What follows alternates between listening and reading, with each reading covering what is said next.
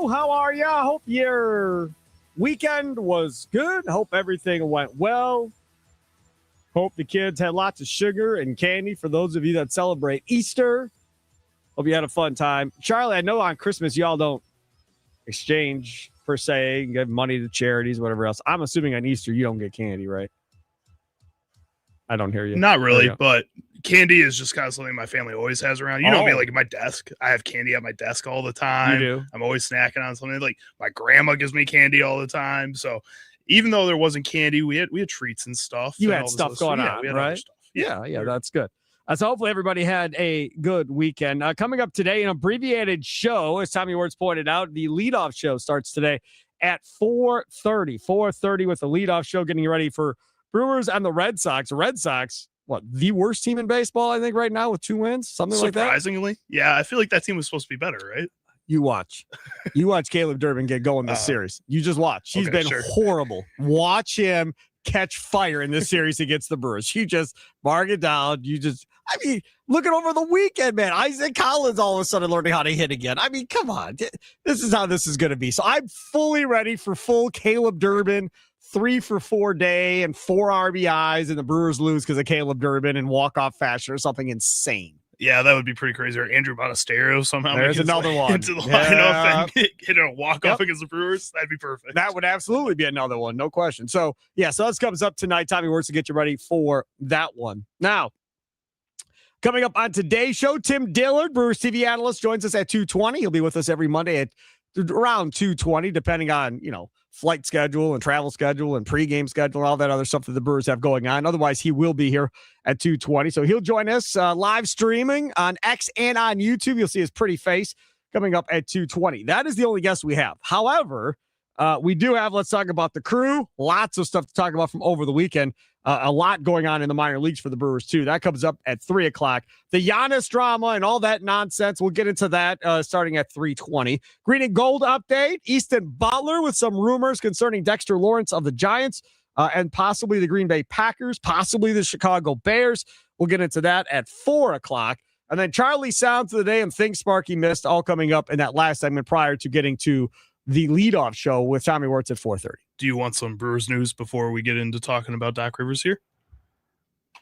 You're going to sidetrack this entire I'm not segment? sidetracking entirely. Not potentially. No, I think it's not big news. It's medium news, I would say. Okay. Jared Koenig has been placed on the 15-day IL with left elbow sprain, and Shane Rohan has been recalled from AAA Nashville to have his first appearance potentially be against the team that traded him. Now, we know there are a lot of people, Tommy Wirtz, that love Shane Drohan, right? Mm-hmm. That saw him in spring. We're like, oh, man, this dude, ain't nobody talking about this dude in this trade, but he's going to might be the guy in the trade. Now, we'll see how good he is. Harrison's looked pretty good. Harrison looks pretty good. Everybody was downplaying Harrison. Be like, oh, Shane Drohan. Okay, well, so let's see what Shane Drohan does. Jared Koenig off to the IL. He goes, you really haven't pitched all that much. So, we'll see where that goes. Hopefully he rebounds and he's okay. So now let's see, where are we at here? We're at without Churio. There's no Vaughn. There's no Priester. I still have my question of Priester, even if he comes back. We'll see. Priester. And now no Jared Koenig. Frelick had side issues and back issues, but I think he'll be ready to go tonight, according to Murphy last night after the game said he would have been able to play yesterday if they wanted him to. So he hopefully will be ready to go today or tomorrow. So that's good. But you're still down 4 pretty notable pieces right now. And last time I checked, Brewers, one of 3 teams in baseball with 7 wins. The Yankees, big payroll. The Dodgers, big payroll. And there are your Milwaukee Brewers with all of that missing in action for the Brewers, still sitting there at 7 wins with a bottom of the lineup that includes Blake Perkins and Lockridge and Ortiz. All these cats down there batting 7, 8, 9, and somehow or another just keep scoring a bunch of runs every single night. It's been pretty cool. And although you have those injuries, what's been nice is, knock on all the wood possible, Christian Yelich is healthy, Garrett Mitchell has been healthy and playing really well, and Brandon Woodruff is healthy. Those 3 guys that haven't been able to stay healthy for the past few years are all still on the field right now. So as long as those guys keep playing and keep playing well, yeah, I think you're okay. Can we talk about Garrett Mitchell for a second? Sure. So I think it was last week, you and I were having a conversation about Mitchell. I said, hey, man, like, these outfielders don't play. I mean, you might see somebody get sent down to AAA, whatever the case may be. Mitchell goes out, Rakes does his thing. Frelick still struggling along. Lara doing his thing at Nashville. A lot of those guys aren't doing their thing at Nashville, but Lara is one of them that is doing his thing. Pratt finally back in the Nashville lineup again over the weekend after he signed his deal. So that was positive.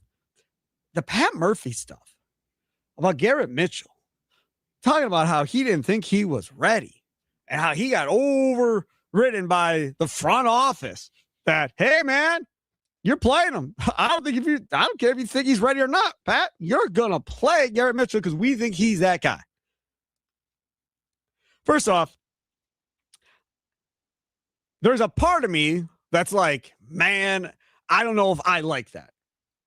Let the manager manage his team. There's another part of me that says, hey, this was the right decision, obviously, from the front office if you believe in your guy. And clearly, if you've heard Matt Arnold with the Wisconsin Sports Radio Network, he loves Garrett Mitchell. Not likes Mitchell, not kind of loves Garrett Mitchell. He loves Garrett Mitchell. Pretty sure Matt Arnold told Charlie and I that when Garrett Mitchell's on the field, he's more than likely the best athlete on the field when he's in a baseball game. So from that standpoint of, sorry, Pat, he's playing. Do you know what I came across this weekend that came through my brain? And sometimes I scare myself. Was this really about Mitchell, or was this really about not wanting to send Blake Perkins down? What was this really, truly about at the end of the day would be my question. Was it really about him, or was it really about I don't want to send my guy Blake down? I don't know about that. Just saying. I feel like... Because you remember, he said, you sent him down, you sent me down. That's what he said. I know. But Pat Murphy also doesn't really mince words otherwise. He goes out there and kind of says what he wants to say for the most part, and it's usually to the benefit of the player he's talking about. That was pretty and never negative. about to the benefit of a different player, right. I would think. So I think he is talking about Garrett Mitchell. I think there is a world where you still need him to kind of pick it up at some point. He's doing that to start the season. He just needs to stay on the field and continue doing this, which is two things we haven't seen in the past from him. Just stay on the field. Like this dude has every opportunity to be a 2020 guy. I mean, everybody, even better. People are talking about the home run power. He's got home run power. This dude could hit 20 home runs a year. He definitely can steal 20 plus bangs a year. The question just is, like many other athletes in the state, can they stay healthy enough when they're on the field? That's a big bonus. Now, all of a sudden, if you have an outfield producing of Garrett Mitchell, Jackson Churio, and Sal Frelick every day where you don't got to worry about taking guys in and out, and you just play those three because they go. And then that infield, you have Vaughn and Bowers at first, by the way. What's Bowers hitting? Like 210? Yeah, not fantastic. He had a good hit yesterday. He did, yeah. He was hitting 210 prior to that hit, I think. He's 233 now. Yeah, he went up with that hit. So Bowers and Vaughn at first, fine. Second base is Terang. Just leave him alone. Don't worry about him. Shortstop, Pratt is breathing down that dude's neck on Ortiz. Like, I don't even want to hear about anything else. Now there is legitimate pressure, especially if Pratt hits at AAA, which we don't know yet. But if he hits at AAA and is averaging 290 somewhere in that area, Ortiz is going to have to go. Well, and even if Pratt doesn't do that, Hussein Jet Williams isn't also breathing down the neck. He currently sucks at AAA. He's hitting like $111 or something crazy like that. I'm telling you, go look at those numbers at AAA. It's a new place for him. He'll get it. Those guys are struggling early down in Nashville as far as hitting the ball. So either way, so you have that at shortstop. Third base, hey, Rangifo had a nice weekend. He had a nice weekend. Now, him batting second, I think I kind of like that. I don't know. I mean, he justified it this weekend. I think I like it. It worked out. I'm waiting for Mr. Big Jump David Hamilton to do something. We haven't seen that yet. Contreras hasn't been hitting the cover off the ball necessarily, but he's coming up with clutch hits. I mean, this team is third in baseball with runners in scoring position, swinging the bat right now. That's damn good, man. This early is a whole heck of a lot different than what we saw last year to start the year.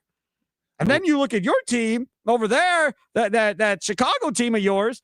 They're down in last place because it's injuries over and over again for that team. It's just constant, and they never know how to figure it out, and they don't get players to stay on the field. The Brewers find ways to get guys that have been hurt in the past staying on the field for longer periods of time afterwards. I saw Bleacher Report had out their top 10 farm systems, and I didn't click on the story to see where they're pulling it from, but top 10. Brewers are obviously number one, but in that top 10, Cardinals are there, Pirates are there, Reds are there.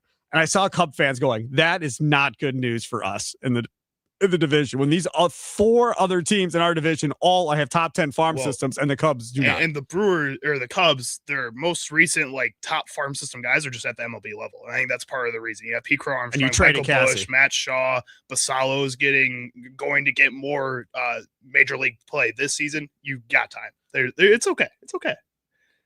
And you said you didn't want to sidetrack the conversation also, so I guess we should stop talking about this. I'll be honest with you, I just don't want to talk about the Bucks. I really don't. And I'm stuck talking about him at 320 about this Giannis stuff because it just never, ever, ever stops. So I'll talk to you about Giannis, and we can go back and forth about Giannis at 320. We had this Doc Rivers thing lined up because Mark Stein came out and said, hey, word on the street is, and I'm paraphrasing, hey, Doc's probably going to be let go. No, you're kidding. And then he put a name with it. Now, again, I don't think anybody's going to be surprised if he gets let go. I will be surprised if they straight up fire him. I think there's a better chance of either he retires or they move him into some advisory role or whatever the case may be.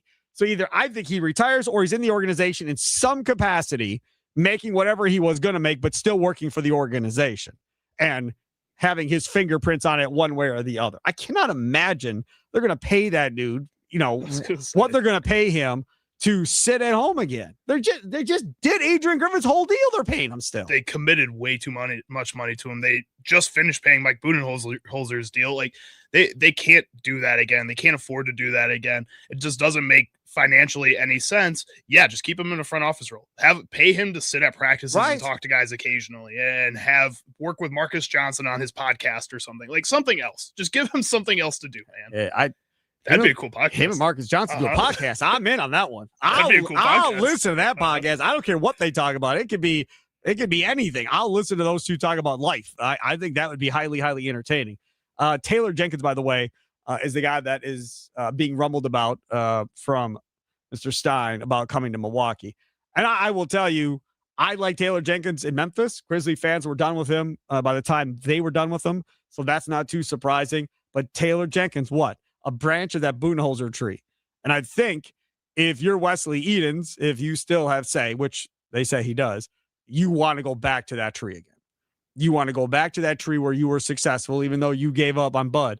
You want to go back to that tree running those type of systems to get you back in a position to do that. And if that means making Giannis happy, so be it. Now, the catch on all this is I don't believe Taylor Jenkins ever played in the NBA. So I don't know how that fits into the whole Giannis have to play for an NBA guy type deal, because that goes away from it. Now, maybe there's an exception to the rule with Giannis because he played under Jenkins when he was here with Bud. He's down with Jenkins. Maybe that makes sense.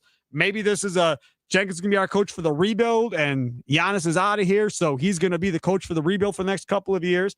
I mean, Jenkins had a pretty young up-and-coming team in Memphis. A young and up-and-coming team that he got to play really just confident defense, too. Jared Jackson Jr. was the Defensive Player of the Year under him. I think this is a team in the Milwaukee Bucks going into next season with or without Giannis that needs to kind of backtrack and focus on some of the things that won them a championship, some of the things that the entire league has adopted since they won a championship and that they went away from for some reason, which is tough perimeter defense and being able to shoot the three from all five positions on the court. And that's something that the Bucks have just struggled with so much over the past couple of years, that if you get a guy like Taylor Jenkins who was able to do that with a really young team in Memphis and also was a part of a Mike Budenholzer tree like you're talking about that is just built on that type of idea, help reset this team and this city.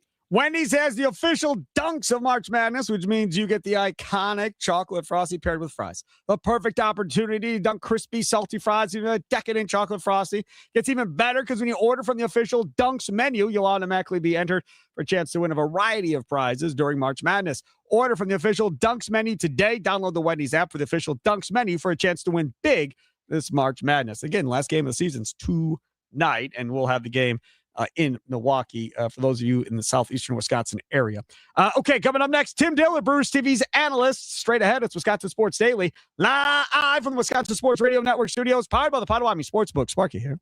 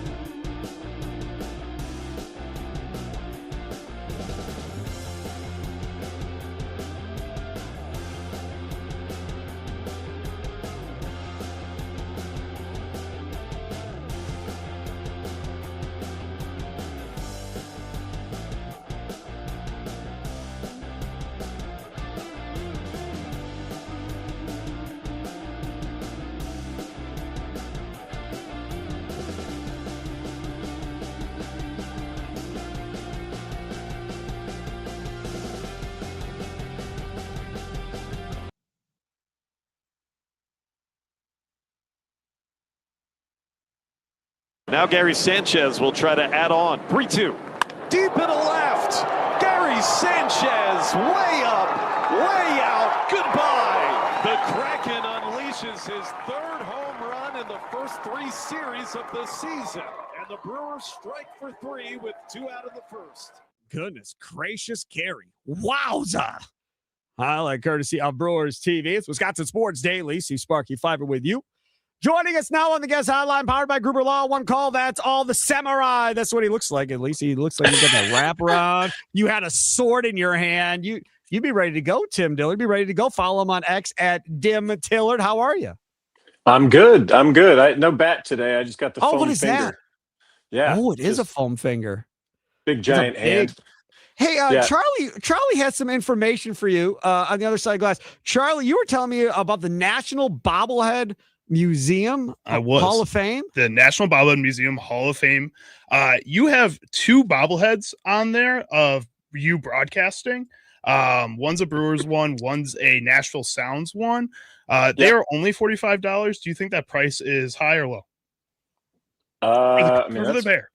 I think that's pretty high. I don't know. I think that's low. But we have to read. But we They're have nice bobbleheads. I'm putting them up. Give me one when second. we bring Dillard on from now on, we got to say Hall of Famer Tim Dillard. Yeah, I don't think there you go. Technically, yes. Nobody you're would a Hall of believe you. Famer. Hey, Well, we just yeah, said I mean, I can call. You want me to just call one of the my garage a Hall of Fame, and then that way, just slapping Hall of Fame on everything. Hey, I'm just saying, I love the Bobblehead Hall of Fame and Museum. If you have not gone, go. It is fantastic. You can lose hours in there, which I have done multiple times. Yep. How big is it? It's pretty good size. I mean, you go through, it's just intricate work when it comes to how they set everything up, how many bobbleheads they actually are. Some are behind glass because they're like super expensive. They have a bobblehead collection that's like some of the first to ever be invented. They got giant bobbleheads. They got pretty much anything you could possibly imagine. And yeah, for whatever reason, I happen to be in there as well. That's wild. That is good stuff. Okay, Hall of Famer. Let's talk about the Brewers, if you don't mind. Gary Sanchez. Like, is he going to be the story of 2026 for this Brewers team? Is this dude going to jack like 30 home runs this year? Because, I mean, he's a big dude. So to say, hey, he could hit 30, I totally believe you. I mean, if he continues to get this kind of playing time, I think, he did a great job for the Brewers, a couple years ago. So well that he was able to sign a contract and leave and make some money. And luckily the Brewers got him back, but they trust him. Number one. Number two, he worked really well with the pitching staff. So the bat is always going to be a plus. And right now, I mean, he is slugging his way back into that lineup over and over and over again. The other part too about this, when you sit here and we talk about this Brewers team, and you've got him obviously and Contreras at catcher at this point, and then you've got Bowers and Vaughn when he's back, obviously at first base. But Sanchez has shown he can play first base in a pinch. Sanchez can be the DH if Yelich is obviously in the outfield. So as much as you may look at Gary Sanchez and go, well, I mean, he's kind of going to be the DH. You can put him at 3 different spots in your lineup on a given day, depending on the pitching matchup.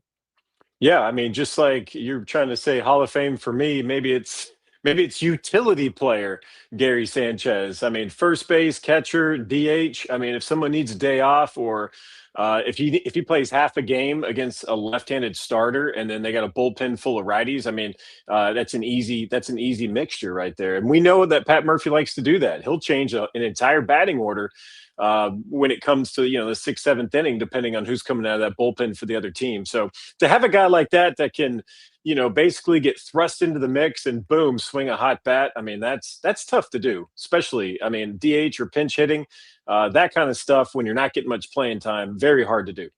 Talking with Tim Dillard. Follow him on X at Dillard as he joins us for his weekly segment here on Mondays at 2:20 on Wisconsin Sports Daily. Live from the Wisconsin Sports Radio Network studios, powered by the Potawatomi Sportsbook. Steve Sparky Pfeiffer with you. Pat Murphy over the weekend. Can't say that dude isn't transparent. Can't say he ain't honest. Talked about Garrett Mitchell and how pretty much he wasn't buying Garrett Mitchell in spring training, didn't think he was ready and so forth. And the Ivory Tower, whatever you want to call it, said, yeah, no, he's playing. So just get used to it. We're going to play him. And obviously, he had a great weekend. There, 6 RBIs, I think it was, in 2 games, 5 RBIs in the one game. I think the potential has always been there with Garrett Mitchell. He just can't stay healthy. And if he can stay healthy, we talk about Gary Sanchez being a big deal and a big storyline this year. I mean, if Garrett Mitchell can play 145 games, that is a gigantic storyline for this Brewers team.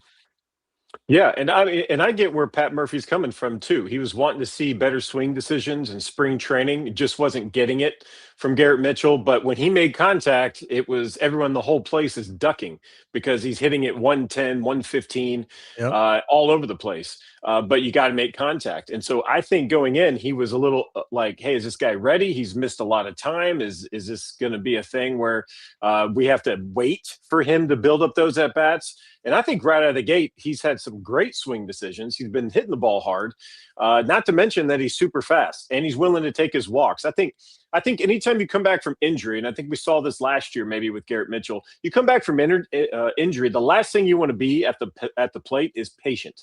You have to get I want to get my reps in. And I think that was a little bit of spring training. Nobody goes up to spring training going, all right, I'm going to work on my walks. That's just right. So that kind of played a factor, I think, into Murph going, is this guy ready or what? So now he's working the count just like all the other Brewers do, 6, 7, 8 pitch at bats. He's willing to take his walk, even when there's ducks on the pond, which is really hard to do, especially when you're missing time and you don't have those at bats. And suddenly you have a chance to make one good contact and get a bunch of RBIs. But to be able to restrain himself, he had a great walk in the doubleheader games. In a very pivotal moment. So it's things like that is he's showing his maturity, even though he hasn't been out there as much as he'd like to be. We're talking about younger players. Let's go to the two younger pitchers that we saw over the weekend. Harrison, again, I'm not going to sit here and say, oh man, they fixed him and he's going to be great this year. He's going to be their Priester this year. But early on, he looks pretty good to me, Tim Dillard. Yeah, he does. I really like how he so he's got a really, really quick delivery. A lot of times when you have a kind of an erratic, high, quick leg kick, then it's down, glove comes out, ball's out, and then you're snapping the throw. Sometimes you can get out of rhythm a little bit. You can get out of balance. I think that may have been what the Brewers were looking at to do once they acquired him, is to get a little bit more balance with him. He does this little step back with nobody on base to kind of gather himself. I really like that because anytime you can time yourself up in the right ways and get your load going and stuff like that, then you can be as quick as you want to the plate. I think we saw a little bit with Abner Uribe in yesterday's ball game. Once a guy got on base, he was missing everything up in the zone. Well, that's because he's falling forward, trying to be too quick to the plate because there's such a fast runner on base. That may have been the case because you can tell his mechanics, he is really loading and gathering before he delivers the baseball, because there's been no question about what comes out of his hand. What comes out of his hand is disgusting. I mean, the way he kind of zips through with the fastball and kind of recoils like this, very tough for hitters that, the way it comes out. So, yeah, his stuff is good. It's about kind of syncing everything up. But, man, first 2 starts, I think he's done a fantastic job. Then the other game that featured young guys was one there. You get to carry the extra guy. I don't think anybody saw Logan Henderson starting this one as the extra guy, but he started as the extra guy, maybe wasn't as sharp as he was in his previous AAA start, but then in comes Brandon Sproat, who, again, maybe it didn't end the way that he wanted it to end necessarily, and he had a few walks, but I think he looked better than he did the last time we saw him. Yeah, definitely a work in progress, something to build off of. I think you're right. It's almost like, I don't know this for sure, but I feel like if I was in the bullpen with the Brewers and I'm watching Sproat walk out there to pitch, part of me is like, dude, I wish I had half the stuff that he's got. And then when you see him struggling with strikes and walking people, because I've had teammates like that, everyone's been in a bullpen like that. No one said this about me. Like, man, I wish I threw like Dillard, man. Nobody wished that.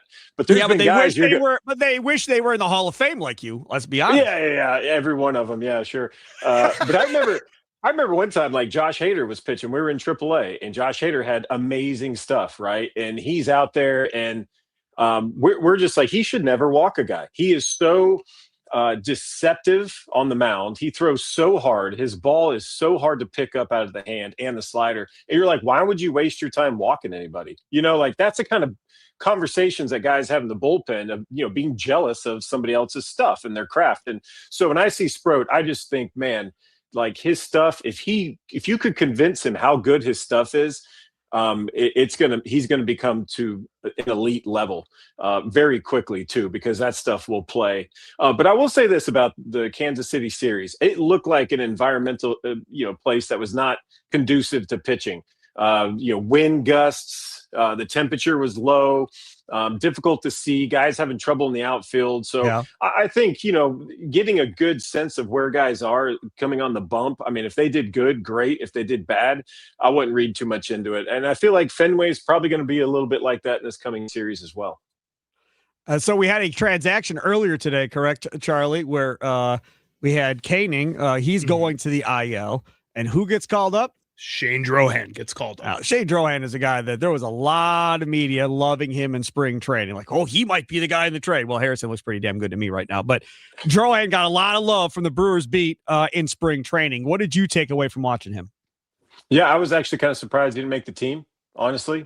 Just the way it kind of shaped up. There was a lot of outliers, a lot of things that could have went one way or the other.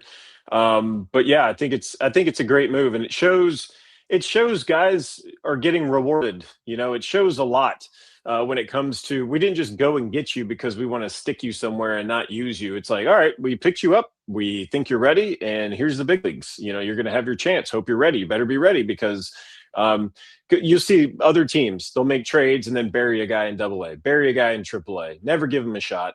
Don't want to make moves, afraid to do stuff. The Brewers, man, you have to look at the transaction sheet every single day because something is going on. It's a bummer for Koenig, though. I mean, he was pitching some very stressful pitches and innings and stuff like that, but hopefully it's nothing too bad and he'll be back. He is Tim Dillard. Follow him on X at Dim Tillard, Brewers TV analyst, joining us every Monday at 2:20 here on Wisconsin Sports Daily. Got one more for you. This series now is the Boston Red Sox at Fenway, which obviously is someplace I'm sure most baseball players growing up always wanted to play. So you get to go to Fenway tonight. Their team stinks. I mean, they got 2 wins so far, not a great start. They're struggling. The Brewers, one of 3 teams, Dodgers, Yankees, both big payrolls, and the Brewers, all with 7 wins right now. You come rolling in with Woodruff, Miz, and Patrick, your 3 best guys. This early in the season, is there any looking past anybody at this point, as everybody is starting or trying to gather themselves in April? This isn't like a bad baseball team in, like, say, August that has been struggling all year. It's still super early, and there were higher expectations for Boston this year. Yeah, for sure. I don't think anybody's looking past anybody. Pat Murphy scoffs at questions like that when we're in our little pregame scrum. If somebody's like, hey, but honestly, you want to win series, and it starts off with the first game, and that's the way the mentality is. But there's going to be a lot of storylines. You got Caleb Durbin over there, Andrew Monasterio, Wilson Contreras. I mean, there's going to be a lot of stuff going on, in and around every single one of those games. But I think the Brewers are just going to try to take what they've been doing really well and continue to do that. When you prove to players that playing this type of baseball works, then it's about replicating it every day.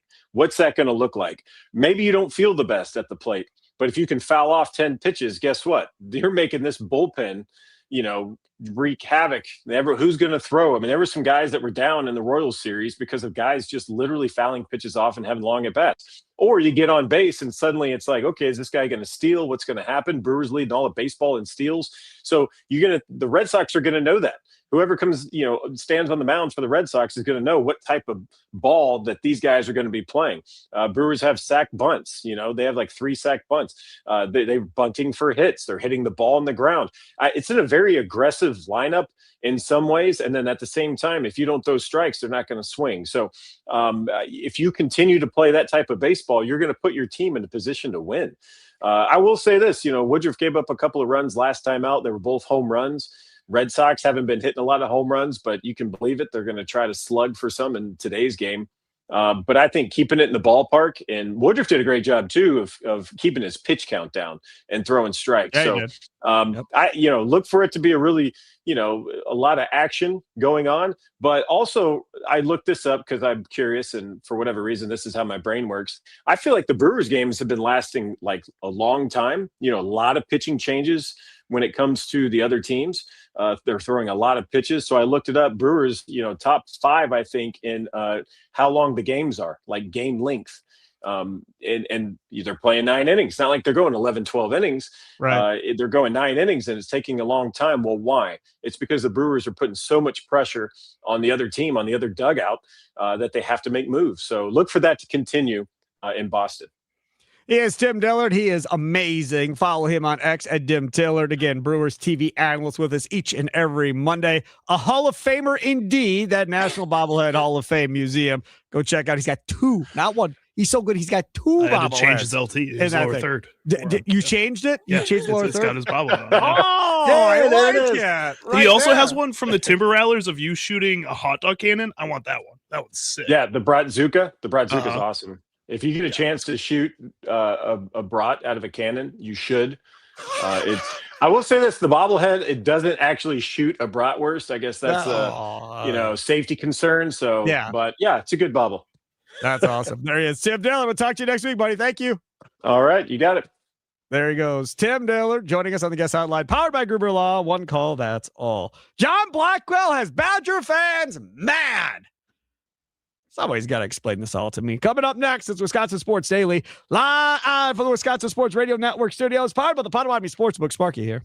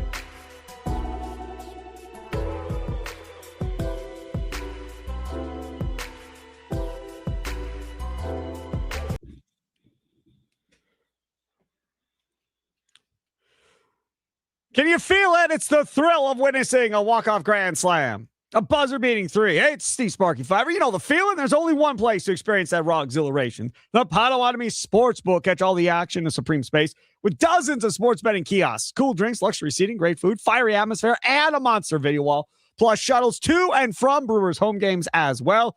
Only at the Potawatomi Sportsbook. More info at Potawatomi.com.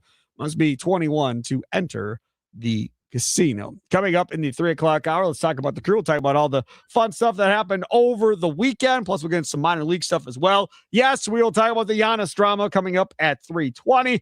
We'll talk about some Dexter Lawrence trade rumors floating around at 4 o'clock. Charlie Sounds today and things that Sparky missed coming up at 4:20. Then it's the leadoff show with Tommy Wirtz coming up at 4:30, getting ready for Brewers and Red Sox.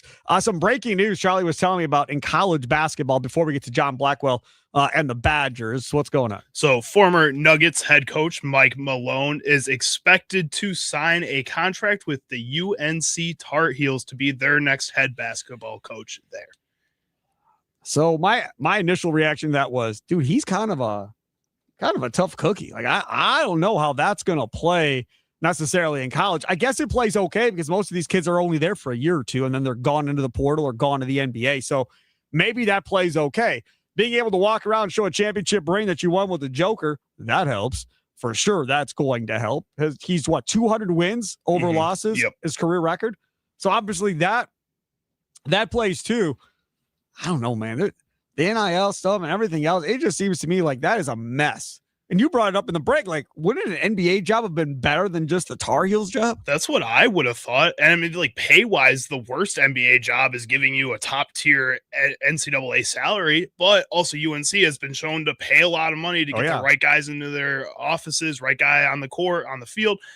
My biggest question is how do you balance this now with how much money you're going to be spending on football, with hiring Bill Belichick and whatever staff you got there, all the NIL money that you're going to need to bring with that, to now over to basketball where you're doing the same exact thing as you just did in football that hasn't worked in football, first of all. So it's weird that you want to start doing that here in basketball. But now when you're bringing this much attention back to the basketball side of things, how does that split up the money between football and basketball when this year you clearly didn't spend as much money on basketball? So you're going to be on the recruiting trail, right? You're going to recruit against Bill Self and you're recruiting against Shire.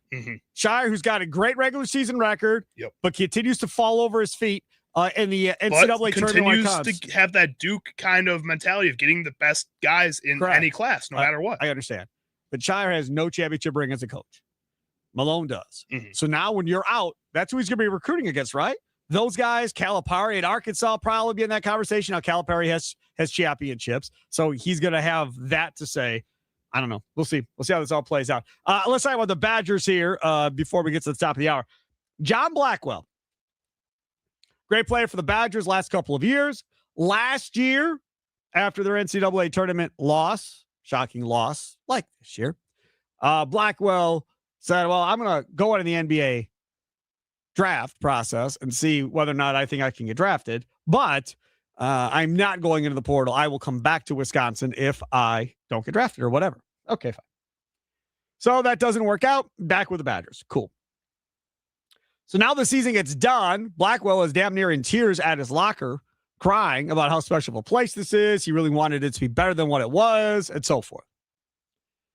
Now comes news from Blackwell himself saying that he's going to test the NBA draft process again. Again, you average like 20 points a game. Like, I get it. Like, I got no problem with you testing the NBA draft process at all. But then also lays out there that, hey, man, I'm going to put my name in the portal. Now, we're going to see what happens with my name in the portal. And I see Badger fans questioning loyalty of Blackwell and what he is doing to essentially leave. Kind of like, well, we gave you a chance. Now, again, as I've stated many times before, you don't know what you would do in that situation, and I don't know what I would do in that situation. So to act like you do know, you're lying to yourself. You have no idea. None whatsoever. He's not loyal. Cool. I'll tell you what. If somebody offers you $5 million to switch jobs, you're going to tell them no? You're going to stay making $50,000 a year? Nah, it's cool, dog. I'm going to work for 50 G's. Give that $5 million job to somebody else because I'm going to stay loyal to my company that has been paying me. I started at 35. Now I'm at 50. $5 million, not interested. I'm just going to stay where I'm at. Maybe you would do that. Maybe you are that loyal. But if Blackwell has that type of money sitting out there, and there are some reports that they think he might, right? Michigan might be of interest. Illinois might be of interest. Arkansas might be of interest. Those are some of the names that are being thrown out there. Duke might be of interest. Now, who knows with North Carolina with Malone? So you look at it from that perspective. I don't understand how we can be mad at Blackwell. I mean, how many heartbreaks in a row do you want this man to go through before he says, I give up? I've had enough. He's gone through the last for 2 first-round exits by the Badgers and by Greg Gard. And you're going to look at John Blackwell and go, well, it'll be different next year. Based on what? How can you sell that to him in good faith and be like, oh, it's different next year?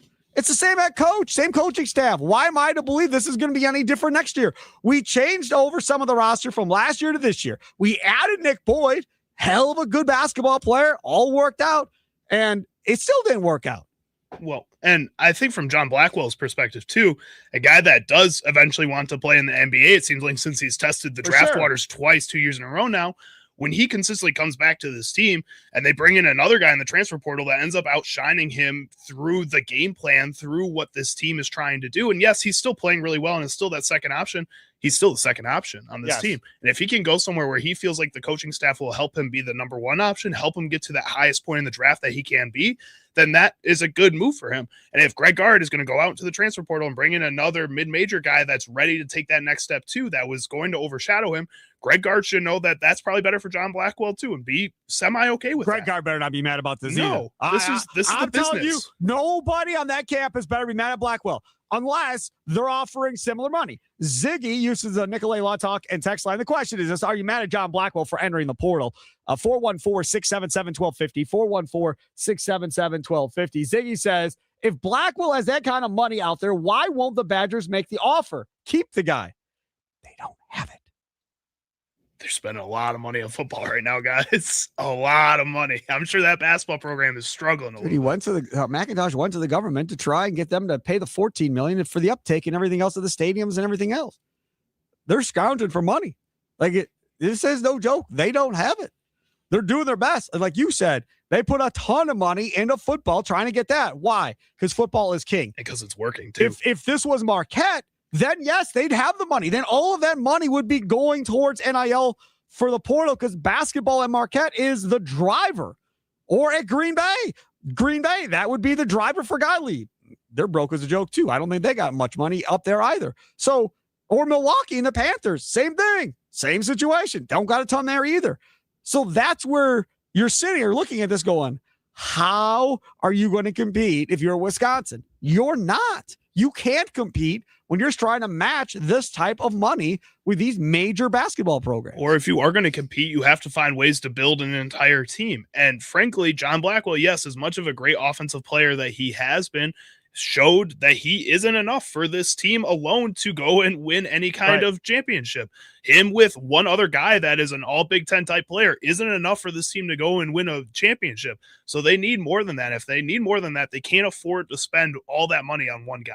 I agree with you. And that's the other part about it. They just got a guy from overseas that just committed over the weekend as well. Now, the name is, of course, escaping me. I'm going to go look to my X profile where I saved it. He's 22, I think. He's not a young guy, but he's a point guard. Travis Branham. He was an LSU commit from Australia. Yeah, he's a defensive guy, can get up and defend, pick the pockets, shoot the ball a little bit, get to the rim a little bit. Foxwell. Travis Branham was who announced it. Never mind. Yes, Foxwell. Foxwell is the guy. And Foxwell, again, if you watch some of his stuff on YouTube or whatever, looks like a nice player. He's not Blackwell. He's not that. He ain't Nick Boyd. But he looks like, again, from a maturity standpoint and being able to play defensively, he's probably better than both those guys. Offensively, we'll have to wait and see. Well, and he's a guy that seems like he can do a little bit more. Maybe not to the same level that a Blackwell can do, but it seems like, like you said, could be a defensive player. He is averaging 4.5 points or assists in the Australian league that he's in right now. Like, he's doing things that, as a young player, shows you has a brighter upside for this Badgers team than what you've seen from John Blackwell in the past 3 years with him. Correct. And the other part about this is, if you're Greg Gard, you just have to assume that you're going to lose some of these guys. But also, if you're Greg Gard, you have to trust that you can find more Tanjis, more Boyds, more guys like that you can come in and replace when you lose a really talented player like Blackwell, that you can go find another one in the portal for less. While also still being able to recruit guys like Austin Rapp and Nolan Winters that are willing to stay around for a while and be those role players. Yes. And I haven't seen word on Nolan Winter, whether or not he is coming or going yet at this point either. I don't think that decision has been made by him yet. Well, and he's a guy that I would think would want to get his name out there as fast as possible. He's the type of player that a lot of college teams would be willing to get. Coming up next, we'll talk about the Crew here on Wisconsin Sports Daily, live from Wisconsin.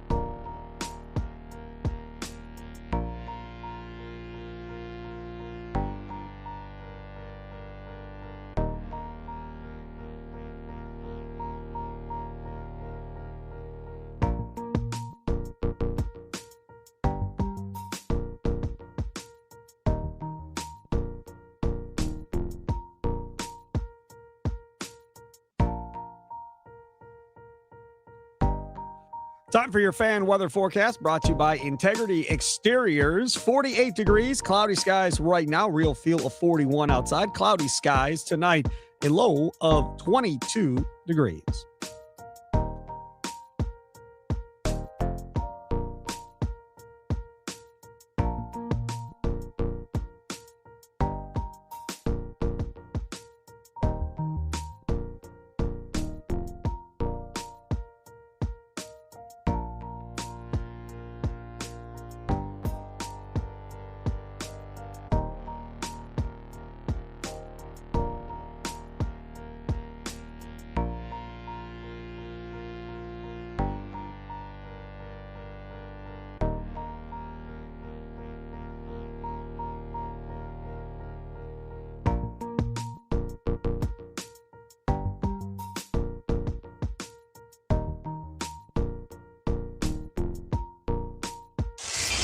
Some shows talk about one team. Other shows barely talk sports.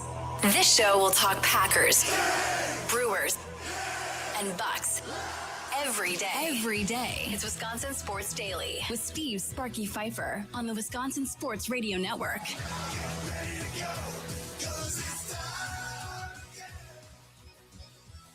All right, here we go. Hour number 2.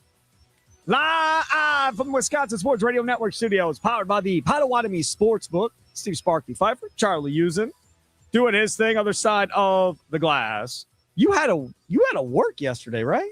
Yeah, it was just a little private event at your deal. What's that? Was it a private event? You said? Yeah, it was a private event. It was a little work thing in the morning. It wasn't too big of a deal, but it was a little money in the pocket. I'll take that. And we got out of there pretty earlier than we expected. Oh, really? So, yeah, that was nice. Oh, that's good. Very good. Okay, things to get to on this 3 o'clock hour. The Giannis drama we're going to get to. That's next segment. But first, we got to do this, which we do at 3 o'clock. It's time to talk about the crew. It's Wisconsin Sports Daily on the Wisconsin Sports Radio Network. All right, lots to get to from over the weekend. We talked to Tim Dillard about some of the stuff that happened over the weekend, but not everything. People chiming in from all parts of the national media on the Milwaukee Brewers over the weekend. But before we get to that, let's get to Trisha Whitaker. So Apple TV was supposed to have the game, Friday night, and it never ended up happening, but they still did pregame and all the other stuff that goes along with it. And check this out. Pat Murphy, Trisha Whitaker before the game. Remember, this whole pocket pancake thing started with him and her last year, and then they rolled off like 14 in a row after that. So check this out. I was told under no uncertain terms, no pocket pancakes. I've got a special guest that I want you to meet today. This is Bobby Jr. in honor of my friend Bobby Witt and his son Bobby Jr. I didn't want to pull out pancakes, so here we are. Now we got pocket turtles. Do I actually get to keep it? I think you do. How am I supposed to fly this thing home? That's your problem right now, Trish. You caused me problems. Now you have a problem. Okay, so I don't know what that music is from. What is that music from? She just had it in the background. She put the music in the background? Okay, so that's those two talking. So she has a turtle. Okay, very good. This story is very, very interesting.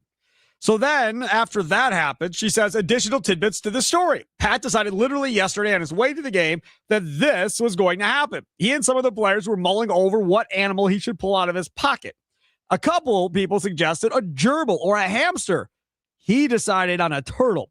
So he paid the KC Clubby $500 to go buy him a turtle and bring it to the stadium. After the canceled game, the players were with it in the clubhouse, feeding it all sorts of vegetables. The turtle is living a high life, make no mistake. Okay, fine. Meanwhile, she says the Brewers now have a pet turtle. The turtle will be staying with the team for now as American Airlines apparently draws the line at reptiles. Okay, fine. But wait, there's more. Then she tweets out later, guys, there has been significant developments to the story. Apparently, I don't own a turtle. Did you see this part of it? I did not see this part of it, no. I own a sulcata tortoise, which grows to 100 pounds and lives 70 years. So Pat Murphy didn't just hand me a reptile. He handed me a long-term commitment, and now I am a tortoise mom. I would not be happy with him. at this point. That's crazy. Dude, it's amazing. It's totally amazing. Well, I've seen like videos of like people on TikTok with tortoisei as pets. I don't know what the multiple of that is, but they're like have whole outdoor enclosures for these animals in super hot places. Like if she lives anywhere that gets even remotely cold, you can't have this tortoise. They have like swimming pools for these or he animals. just lives inside with you. Well, I guess you could do that, but that'd probably be a pain in the butt. And then they eat so much food, like so much vegetables, which aren't the cheapest thing right now. So you throw in a ton of lettuce, a ton of other fruits in there. I mean, that is a big commitment, not just a long-term commitment, but a big long-term commitment. I'm telling you right now, the Brewers are not keeping a tortoise at American Family Field for 70 years. How do you know? That's not happening. I saw Hank somebody, the dog hung out there for a while. Not 70 years. I saw a person on X make it into like a tortoise race. Okay. And he put like one of these full-size tortoises with like a Brewers jersey on the back of him, and like on the scoreboard at American Family Field, can you beat so-and-so the That's a good tortoise or idea. whatever the case may Yeah. be? Yeah. I mean, you could have fun with it for sure. So they do like the race the fridge, race the freeze, all that stuff at all the other stadiums. You just find like the oldest dudes you possibly can and have them race the tortoise. No. And then give them like a free jersey or something. Why not? Oh, I don't like that. Why not? Oh, no. I don't know. That doesn't seem right. I feel like there's going to be age discrimination and all kinds of lawsuits that come out of that. What the old dudes can sign up for it. They sign up for it, man. I'm still not comfortable with that concept or idea. I'll avoid it. All right. Some more stuff from around the world of baseball. Dontrell Willis, longtime pitcher, Major League Baseball on Fox Sports, talking about the NL Central. If they play clean, they're going to put pressure on the opposition, and that's what they do. They've been consistently getting off to good starts year after year under Pat Murphy's regime. No different this year, man. So I think the Central's going to have to go through Milwaukee, man. I'm sorry, Cubs fans, but they got something going on up in Milwaukee. You see that he's moved on from the pocket pancake, now a pocket tortoise. Have you noticed this? Listen, whatever works in there. People can store meat. We heard about people having meat around in the locker room. Whatever works in a locker room, KB, you know this firsthand. You don't mess with it. But, I mean, Pat Murphy's unbelievable. What's the smell like? So how do you have a tortoise in his pocket? I don't understand. What do you feed it? I don't know, but it works. Like it is Cheez-Its or something like that? What's going on? What do you think that clubby was being told when they found out that it wasn't a turtle? Well, I got a tortoise. What do you mean? I said to get a turtle. Well, he was probably freaking out from the first place. When Pat Murphy walks up to you and hands you $500 and says, go buy me a turtle. Right. I would have so many questions, but I would be too afraid to ask any of the questions because it's Pat Murphy walking up to me to tell me to do it. So I just go and do it. You leave the stadium, and then you got to Google, where can I buy a turtle in Kansas City? Calling all my friends saying, guys, I'm buying a turtle for Pat Murphy right now. Oh, yeah. The whole way they're talking to everybody you can. Taking pictures, sending it to your friends, and you're coming back with it. All of that happens. No question. So Dontrell Willis says it goes through Milwaukee if you're going to try and win the NL Central. Now, Mark DeRosa, embattled Team USA manager, former Chicago Cub. He is loving the Brewers and the development of their pitchers like Kyle Harrison. I just want to focus on three things with the Milwaukee Brewers real quick, and we'll start with Kyle Harrison. They made a trade with Boston to bring him in for Caleb Durbin. There was like 6 players going back and forth. Anyone who's paid attention to Kyle Harrison since he was a first rounder with the San Francisco Giants, crazy elite fastball, right? Jumps at you.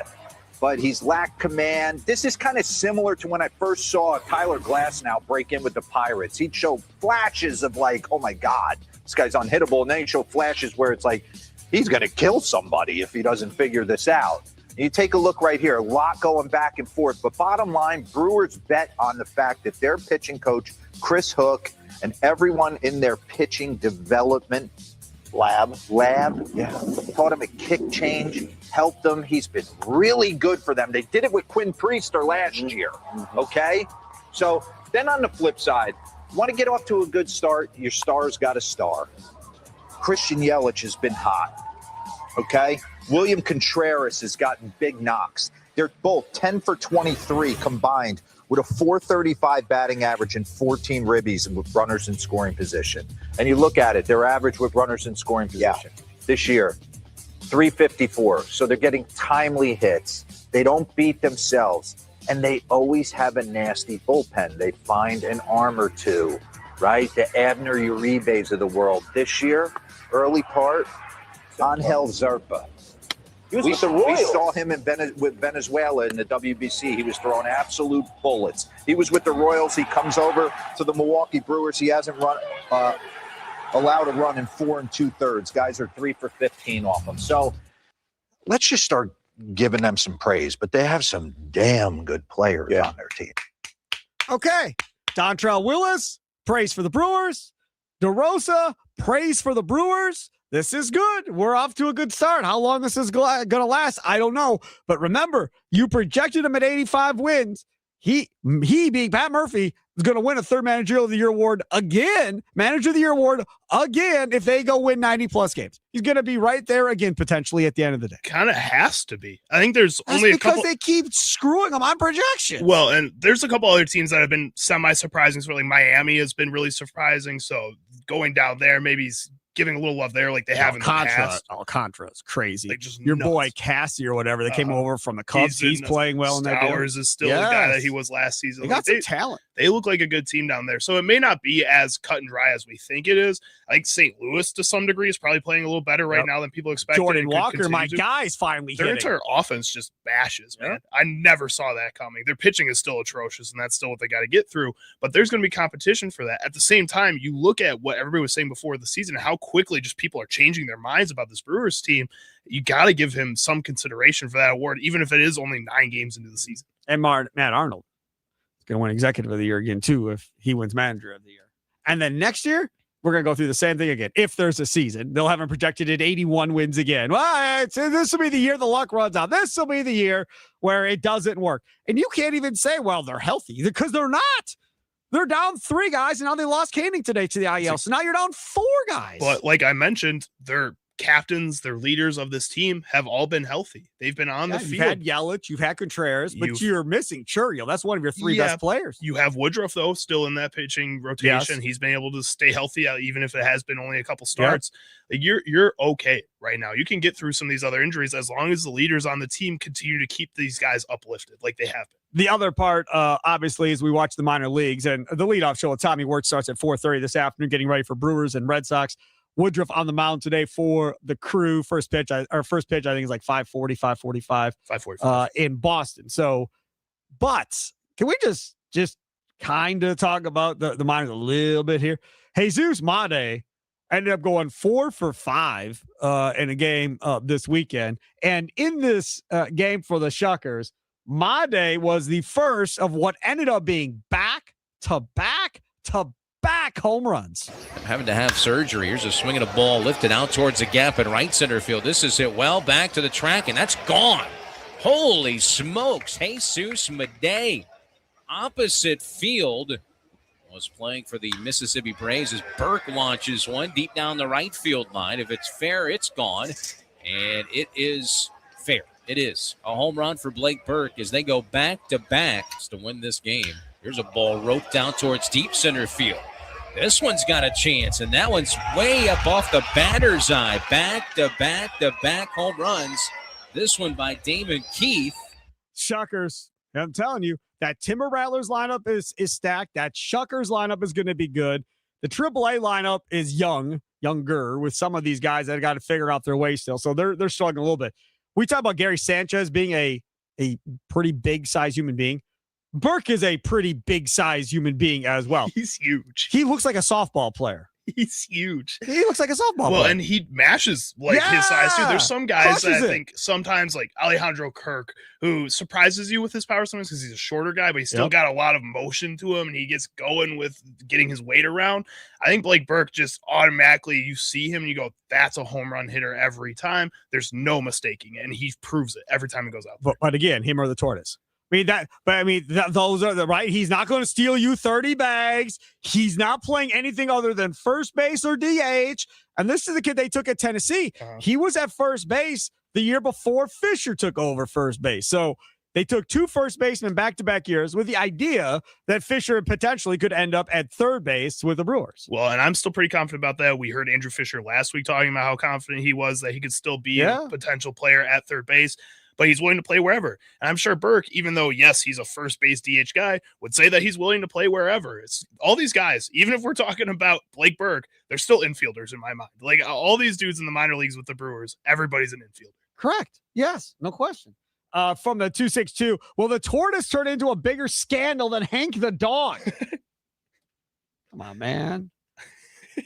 The tortoise, that is kind of crazy how big of commitment that is that they're giving to this woman, man.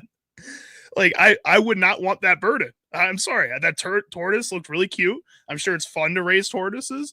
I don't have the power to raise a tortoise, and I'm sure they don't either. The 715 brings up an interesting point on the Nicolay Law Talking text line, 414-677-1250. If the Brewers would have gotten the tortoise in 1970, when they first got to Milwaukee, he could have been a huge mascot.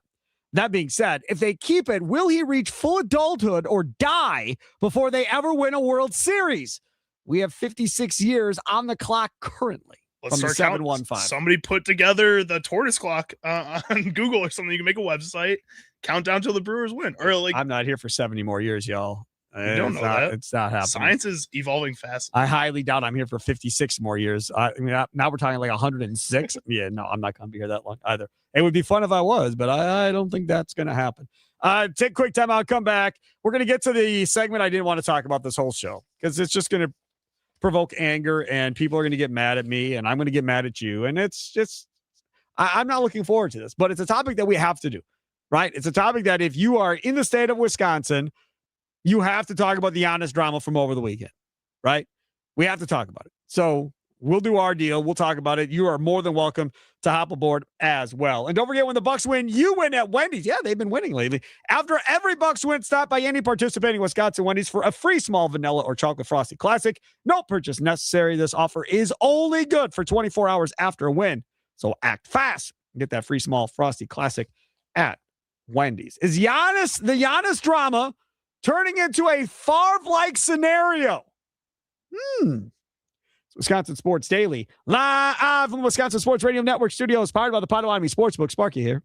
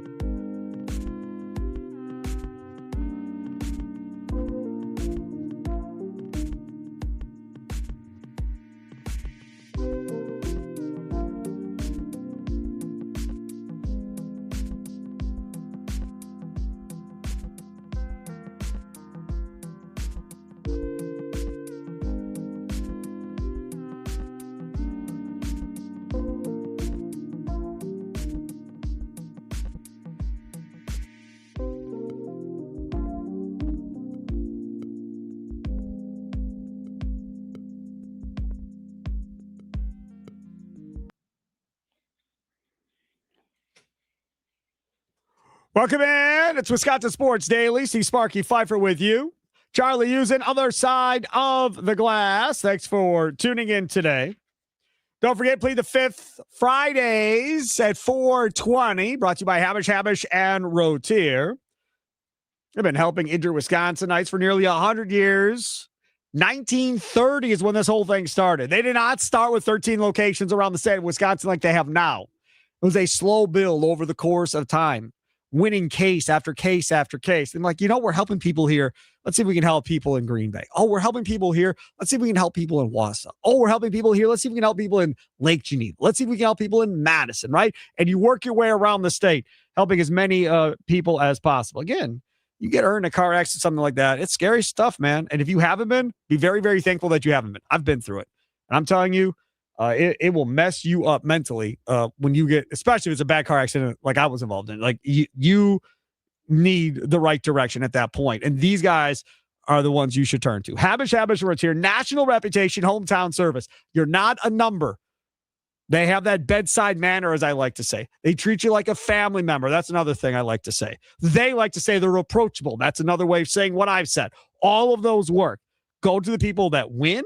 Go to the people that you can trust and that will take care of you. Habish.com for more information. Again, that's Habish.com for more information.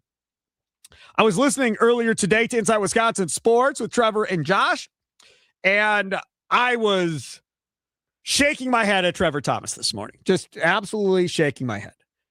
Because he had this text message that he got from somebody talking about how they just want this to go away so the shows on the Wisconsin Sports Radio Network will stop talking about Giannis all the time, whatever else. Just trade him and be done with it so we don't got to hear about this anymore. And I thought Josh's point was right on the money, which is that's great. But if you trade Giannis and the Bucks are horrible, which they're going to be, then we'll never talk about the Bucks. And those of you that aren't Bucks fans to begin with certainly are never going to watch the Bucks, right? At that point, then they become irrelevant around the state of Wisconsin again. And if anybody on this network goes, hey, let's talk about the 5-30 Bucks, people are going to be like, click, click, click, click. Nobody's watching the stupid Bucks. I could care less. Right now, with Giannis in the mix, you got to talk about the Bucks because you got one of the best players in the NBA, the best player in Bucks history. You can debate Kareem Abdul-Jabbar with Giannis if you want, but one of the two best players in Bucks history at this point. A guy that won you a championship. Got to say that you can't say that about anybody with the Brewers. Won you a championship at the end of the day. So for those of you that are rooting for him to get traded so you don't have to listen to Bucks talk anymore or don't have to listen to Giannis talk anymore, I understand. If you don't want to hear about the Bucks, then yes, you obviously want Giannis traded because then they're going to stink and you won't have to hear about him anymore around the rest of the state of Wisconsin. So I get what you're saying. However, as I look on the talk and text line here from today, and I hear the conversations on all the different shows, this Giannis wants to play, and the Bucks are saying no. The Bucks ask Giannis, hey, we want you to do a 3-on-3 to show that you're good. And according to reports, Giannis says, oh, yeah, no, I'm not going to do that. And it's he said, she said stuff. And then you got Doc Rivers saying, I'm done with this. Like, I'm done. I don't want to be in the middle of this anymore. This is stupid. Let's just end this crap and be done with it. I'm with Doc Rivers. I've had my fill of these two knuckleheads, Giannis and Edens, or Edens and Haslam, whoever it is, going back and forth in the media. Then you have the national media that see this as a prime opportunity. All right, finally the breakup is happening. Weird that you're fighting to play when your team is completely out of it, but either way, we're going to get what we wanted, and that is a breakup. Then they run quotes of Giannis, all mad. But they don't tell you that he talks about going to couples counseling and figuring this out and being on the same page again. So even though Giannis is mad, he's still giving you the resolution at the end of the day of, hey, we can still work this out. Like, I'm not drawing a line saying, screw you, I'm never playing here again. He said, we got to sit down, we got to talk this out. I think part of this has to do with wanting to play with his brothers, wanting to be on the floor with his brothers all at the same time and playing in a game.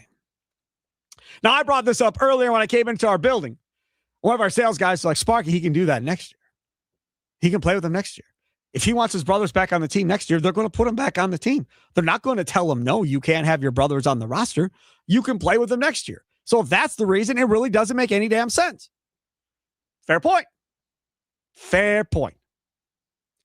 Then I was having a conversation with Josh and Trevor off the air after their show was done, and I got myself all worked up into a conversation I talked to Charlie about, which was, what happens if he came back and got hurt? And Ty Witness, the Eurostep podcast, had pointed out on X that, man, if he comes back and gets hurt, that's the absolute worst case scenario for the Bucs. Well, as I started talking to those two guys, I was like, no, wait a second here. If he gets hurt, let's say he comes back, blows out a knee, gets hurt, whatever the case may be. What then does the rest of it look like? Well, for certain, he's not getting traded. That's not happening. Now he comes back to the player extension in October. He's definitely signing it. Then he misses all of next year, come back to a summer to show that you're healthy again, come back, play another year for the Bucs, and then potentially ask for a trade at that point. But that gives you 2 full seasons to essentially figure out a game plan to get this thing ready to roll, to prove to Giannis you're back at championship level. You will not have him pressuring you next year or anything of the sort for taking and everything else. And as I'm doing this, I was all worked up. Yeah. This actually would not be bad. This is not horrible. So then I was like, I better make sure about these draft picks. So I Google it. Yeah, sure enough, they don't have one next year. So that would completely blew up the whole argument. Well, and throughout all of this, it hasn't seemed like it's been about money to Giannis. It's about winning basketball. So to say that he wouldn't talk to the team about how they're playing next season, I think is not always true. I think he would be complaining about if the team's not competitive, because he's going to say, I'm coming back next year. How are you going to put anything around me if this team looks awful now? Nobody wants to come play for this team. And I think to him, if he has another opportunity to say, play for an organization that's more ready to win a championship right now, and I think they'd be ready to pay him even if he's hurt, no matter. Like, Giannis is one of the greatest players of all time. Teams will be clamoring to still pay him no matter what. Like, I don't think that's going to be a problem for Giannis. So throughout all of this, I think you're also banking on the fact that an injury guarantees that he's going to re-sign with that extension. I don't think that guarantees that. So the question is this.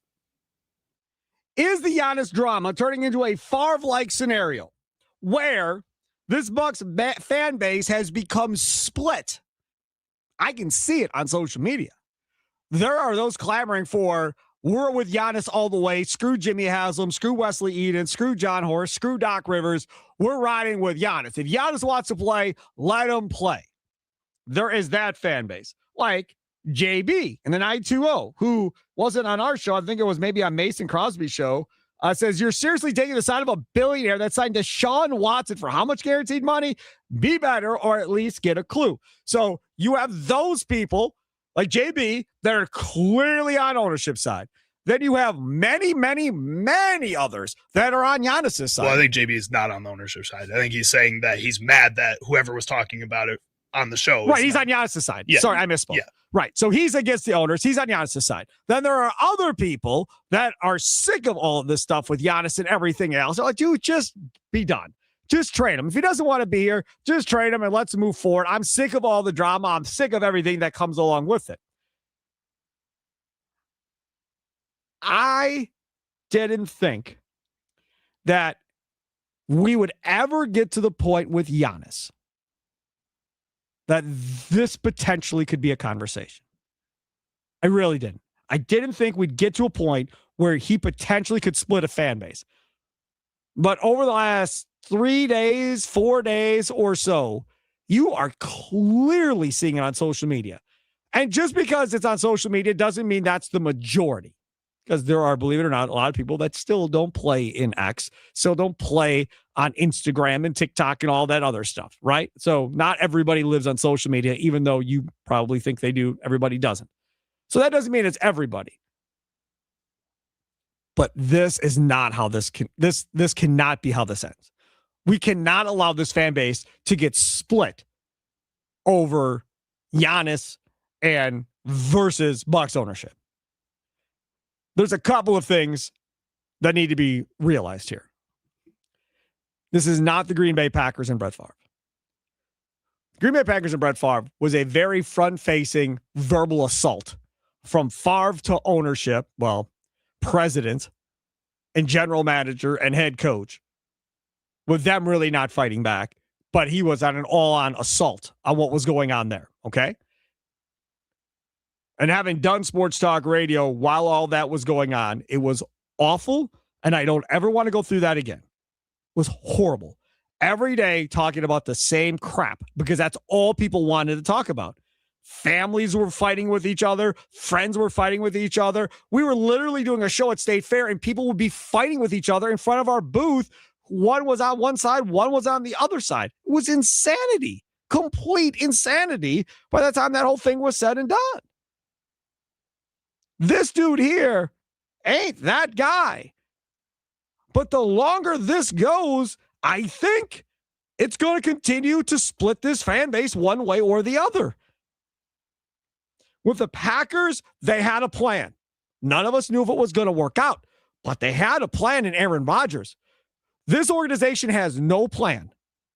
They have no star. You can come at me with Ryan Rollins, fine, nice rotational player, but he ain't Giannis. He ain't MVP. He ain't superstar. He ain't that guy, okay? So when Giannis goes out and says, I'm out, if that happens, don't know if it will, but if that happens, it's going to be crickets at Fiserv Forum. Crickets. They're not going to draw flies because that team is going to be so bad. And then they're going to have to figure out how they get people back. And that is something this ownership group has never dealt with. They've never gone through this ever. And when you try to go from basement to try to build back up, that is a very, very tough situation. Ask John Hammond. He was hanging out in the basement to, barely in the playoffs for several years, trying to figure out how he was going to get a superstar, and then finally got one in Giannis when he swung for the fences on that draft pick. So if your ownership, the thing that I don't understand is why are you in a hurry to kick him to the curb? That to me, I don't understand that. I do understand wanting a damn answer and not dragging this all summer because we have to pick a way to go. We're going either full rebuild or we're going to try and put this thing together for Giannis again and trying to compete for a championship. You can't drag us through the summer. We do everything to try and win now with veteran pieces, give them more draft capital and everything else. And then you go, change my mind. I signed it, but now I want to be traded as of, I signed it October 1st. Now I'm asking for a trade October 5th. I'm out of here.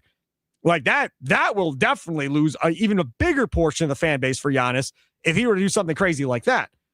That's why they have to get an answer one way or the other. If he says, hey, I'm in, cool, no problem. All right, well, that's where we're going. If he says, no, I'm not, then that's fine too. Then you have to make your move one way or the other. Issue about fighting over whether or not to play 3 to 5 games or whatever. It's just insanity. It's complete and utter insanity. And now you've got an investigation ongoing by the NBA. Are they doing an investigation on Joel Embiid? Embiid, after his game this week, said, hey, I wanted to play. They won't let me play.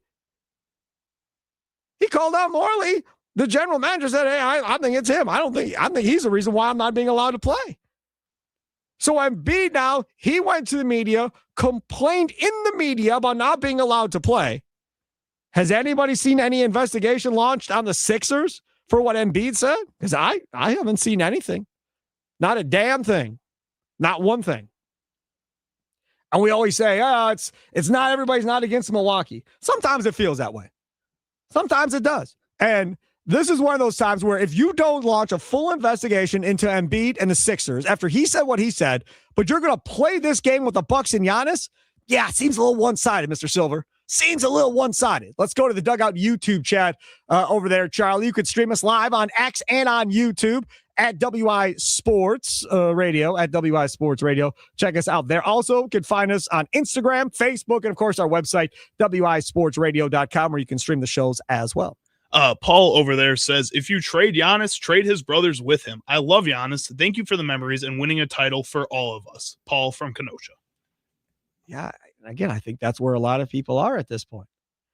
Got another one coming in here from the 715. Does Giannis become happy and just play if the team is comprised of just his brothers, Thanasis, Kostas, Alex, and Francis? would that be competitive in his eyes? I don't even know who Francis is. That's that's a new one. That's the oldest one. Oh, okay. Did you not watch the Giannis documentaries or any of that? I don't No? remember half the stuff. And these guys play in the NBA, so I see those other guys all the time. Francis is like, he's not there as much. Yeah, no, he was the guy that I want to say he was the guy they left behind. They all took off and he stayed behind. Let's go to Ram, north side of Milwaukee. You're next on Wisconsin Sports Daily. What's up, Ram? Hey, what's going on, Sparky? First of all, if we keep Giannis, his brothers can go. If you want hoopers that can win, I get the whole family thing, but we talking about basketball and winning. We need to get off this emotional basketball crap out here. People talk, oh, Giannis' brothers. We trying to win. The best GM the Bucks ever had was Wayne Embry, hands down. Agreed. Second best would be John Hammond, but they didn't even let John Hammond do his job because the new ownership group wanted him out, and we got now. So I'm just saying, I don't see his acumen in picking talent. I just don't. I don't. I don't see his party. But again, I mean, Ram, this I don't know what they're going to do with John Horst. I have no idea because again, John Horst is a guy that has been a team player with Fagan, with Edens, with Lazary. Just kind of goes with what he has. He gives his suggestions, obviously, but everybody's got to sign off on all of this. I don't know where Haslam is on all of this. I don't know how much Haslam meddles in the Browns organization as far as draft picks and everything else that goes along with it. That I don't know. I think he got his hands full in Cleveland right now, and that's why Peter left, and he brought one of his guys in just to monitor what's going on over here. But like I told several people in one of my posts, I said when Junior Bridgman died, I think he had faith in Junior, but he passed. So now it's like boom, and then you see what Doc said about the whole Giannis thing. He cleared it. He's sick of it. I don't have nothing to do with it. So we don't know if it's coming from John or Adam Silver. And then Embiid made a comment. So what are they doing, Sparky? Well, that's the thing. I mean, they're doing it. Let him play. Let him play. I mean, well, they don't want to let him play because if he blows out his knee, then obviously they can't trade him at that point. So then now he does sign the Supermax, but he's not going to play the first year of the Supermax. So then you go into the second summer where you have no draft picks. You don't have a first-round pick that following year. So if you suck next year, you don't get the benefit of a great first-round pick like you do this year. You don't even have swap rights. You have no pick. The Pelicans have your pick. So well, I'm thinking free agency. I'm thinking package and free agency. I'm not even thinking about picks. I think what's going to help the Bucks is that they got to add some free agent pieces, mid-level players that are very, very good to go. Like, it's going to take too long with first-round picks, as you see and as you know. I'm just saying, when you're trying to win. I understand, but what I'm saying, though, but Ram, they're not going to win with a mid-level player with Giannis. They need another star with Giannis.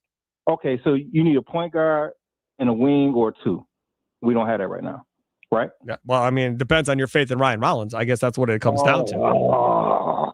Okay, second-tier backup person at this point. Because when you don't come in the league playing starter minutes, I think when you're playing up against the second team, now you're trying to work your way back. It's a big difference when you're starting out there against the starters versus coming off the bench. And he's trying to work his way through that. But do we have time to wait?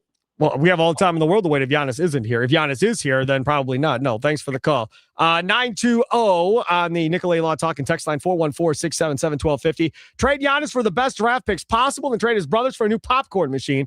At least a popcorn will be more consistent.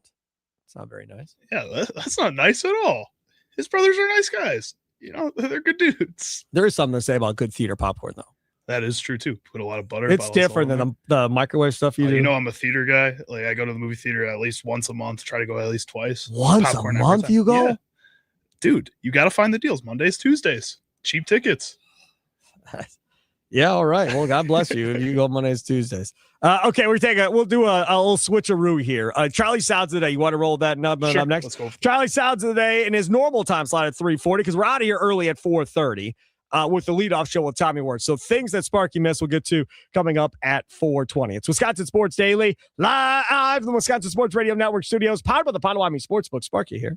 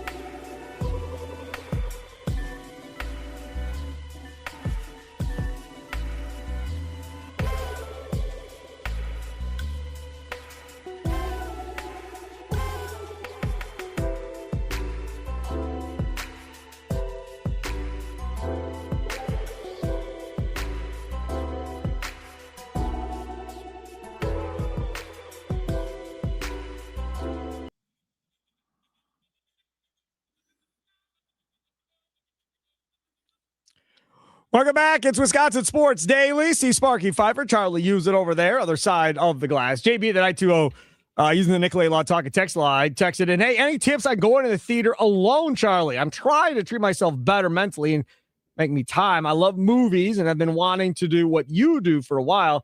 JB in the 920. Well, JB, Charlie's got a girlfriend that he lives with, so he ain't going by himself. I will tell you, however, Mr. JB, that I've vacationed by myself. I've gone out to eat by myself. I've gone to movies by myself. I've done all of that back in the day by myself when I was in my 20s and 30s or whatever the case may be. So I've done all of that. But the key to me and all of that is this. And based on your texting, I'm assuming you're social. If you're a social person and you're willing to talk to people, you're fine. Don't even worry about it. And even if talking to people isn't your thing, so what? Go prop up to a bar, have some food to eat at the bar, whatever else. A beverage, whatever, chit chat with the bartender, look at your social media, stream a game on your phone, whatever, hang out, and you're fine, man. Don't worry about what everybody else thinks. Right. And I think that, the biggest key is just most people aren't thinking about you. People don't look at you ever. Do what you want to do. Go have fun, do your hobbies, be out in public at a restaurant and draw and do whatever you want. Go see a movie on your own. It's cool, man. It's fine. It's good to have that time with yourself. Yes, there's nothing wrong with it whatsoever, man. Go do your thing. That's for anybody, not just him, but just in general, man. Don't be scared about, I don't want to go do it by myself. Why not, man? It's better than chilling, doing nothing at home 24/7, 7 days a week. Get out, go do something. The world's a big place. Go experience it. Right? You're never gonna meet anyone if you don't get out. I mean, I guess you could sit online and type with your fingers or whatever else. I've never been a big fan of that. So me personally, I like the chances better meeting somebody out and about in society than I do, swiping right or swiping left. But that's just my own personal well-being. What sound clips will Chicago Charlie pick today for Sparky? Will Sparky become enraged? Will laughter ensue? It's time for Charlie's Sound of the Day. It's Wisconsin Sports Daily on the Wisconsin Sports Radio Network. All right, Charlie Usen, where are we going first, buddy? All right, so first up, this is going to be a combination of two clips put together. This is LeBron James and Doc Rivers both talking about LeBron's controversial comments about Memphis and Milwaukee. First, you'll hear from LeBron, then you'll hear from Doc Rivers. There were people who were wondering why Memphis was targeted. Milwaukee was too. Did they miss that one too? They didn't see that? Not as much time. Oh, yeah, okay. I said Milwaukee as well.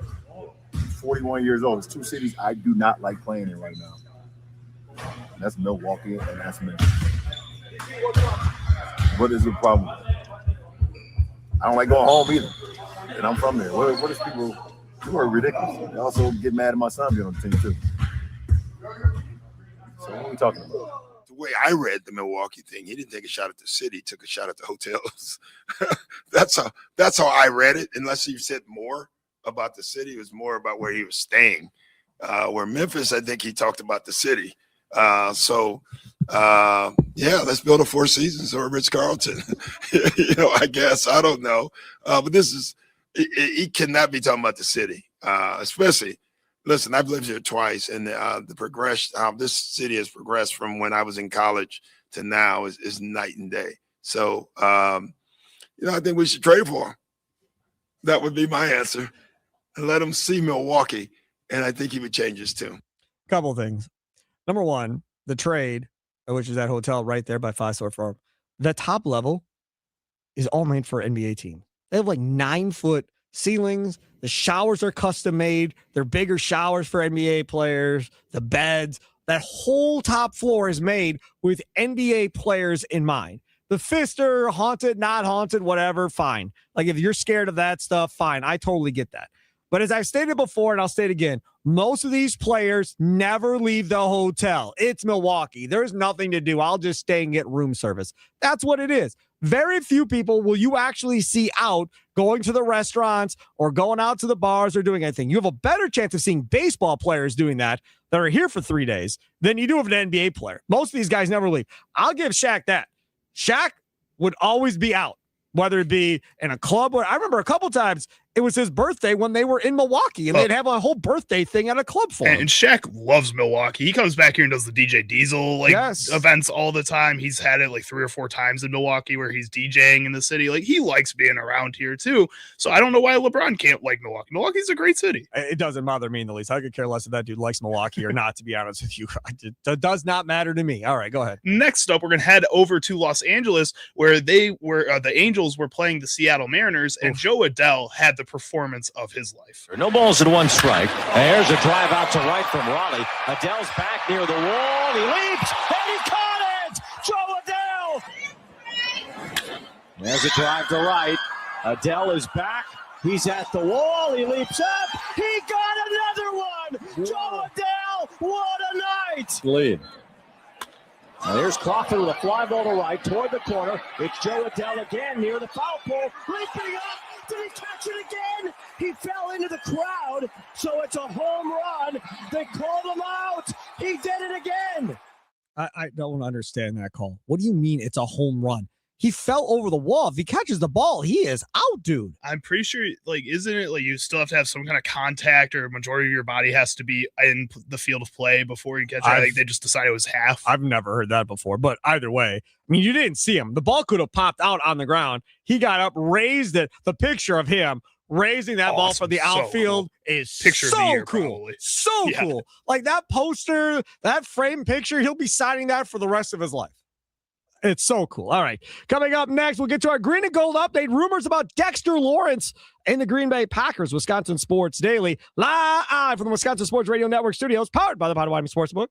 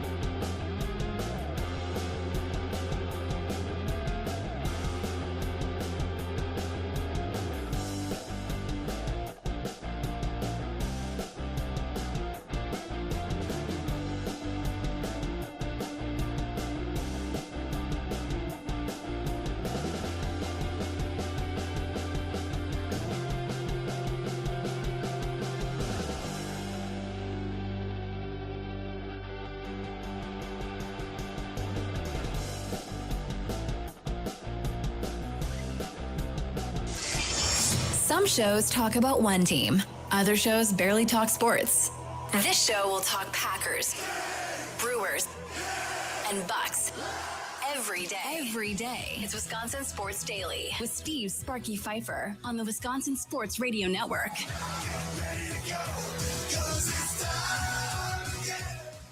It is time again. How are we? I have a question for Charlie Usen as we broadcast live from the Wisconsin Sports Radio Network studios, powered by the Potawatomi Sportsbook. Over the weekend on Saturday morning from 7 to 9, you'll hear Garbedian on golf with Chuck Garbedian. Masters coming up, all that fun stuff. So that's must listen to stuff. And then 9 to 11, it's College Sports Weekly down with Chillis, down in the national championship game and all of that stuff. Him and Dan Underberg do a great job. And Charlie produces for both of those shows. So if you're streaming it on X, like I was this weekend because I was out of town, if you're streaming it on X or on YouTube, the camera is not in the same position, I don't feel like when I am in the studio. I was watching this, I was like, damn, man, where does he have it in the ceiling? Where exactly do you move the camera to that it's like looking down on you versus straight ahead? I sit when I don't know why. Like, I don't know what Doesn't it is. Look like it's looking down a at little you? bit. I when I'm in here, I don't know why I feel the need to stand. When I'm running the board, I sit every time. And then it looks like it's looking down on me. I don't know what the difference is. I think people shift it around all the time too. It's all over. I noticed it Saturday. It's like, where does he have the camera? He must move it for what he's producing the show, running the board, playing all the spots, all that fun stuff. So, all right, that's just something I wanted to bring up because I forgot. Potawatomi Sportsbook, baby. That's where you are going to want to be, whether it be before or after a Brewers game, taking a shuttle to or from a Brewers game. They have shuttles available for you. More information at Potawatomi.com. Also can reserve seats in the Potawatomi Sportsbook ahead of time. All you have to do is go to Potawatomi.com. Nominal fee. It goes towards your food and beverage costs for that day. Completely worth it. 48 beers on tap, dozen different specialty cocktails to go along with it. Full menu, all-day brunch, homemade pastries, desserts. Check out the Potawatomi Sportsbook today. 2 levels of seating to go along with it. Potawatomi.com. Again, check it out today. It's time for your green and gold update on Wisconsin Sports Daily, powered by the Potawatomi Sportsbook on the Wisconsin Sports Radio Network with Steve Sparky Pfeiffer.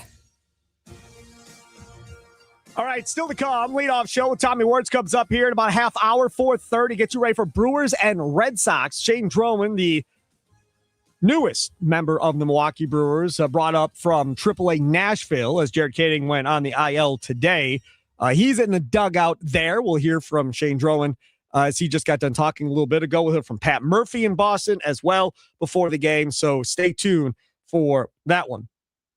I want to talk about this report out there by our guy Easton Butler that we have had on this show a couple of different times from earlier today, 3 hours ago to be exact.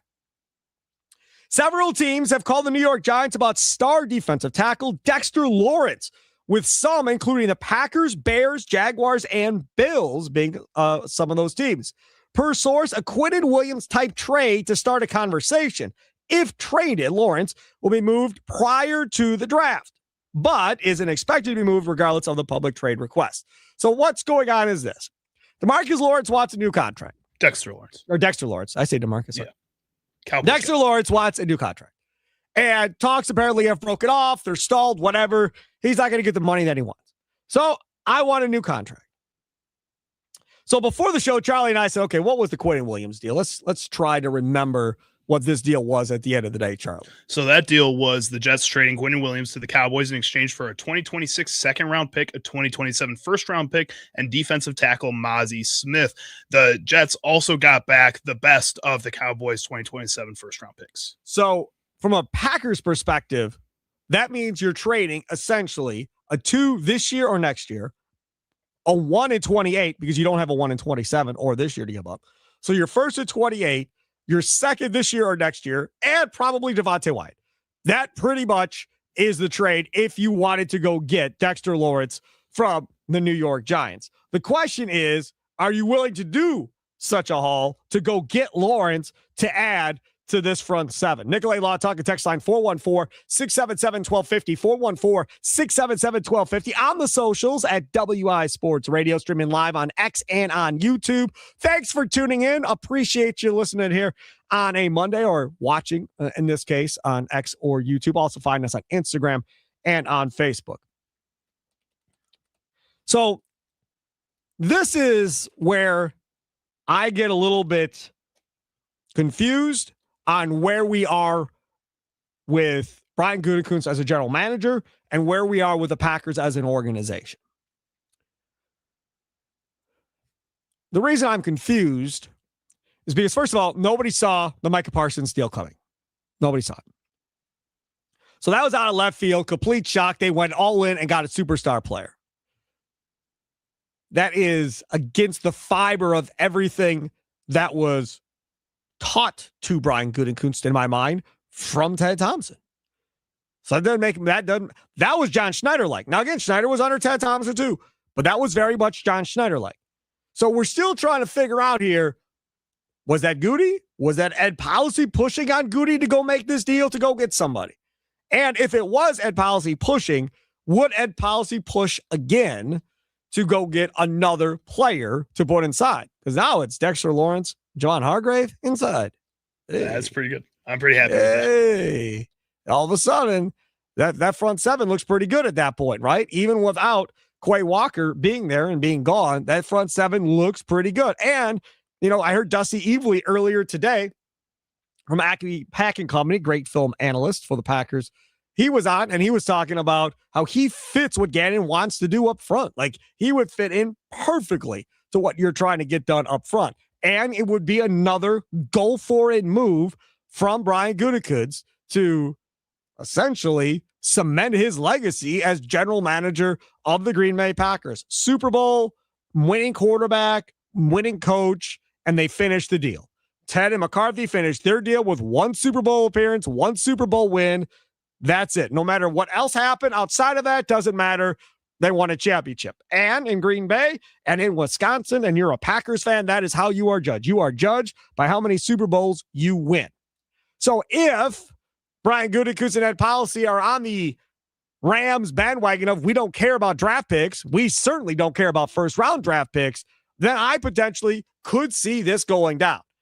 Devontae Wyatt would not stop me from making this deal if they wanted Devontae Wyatt.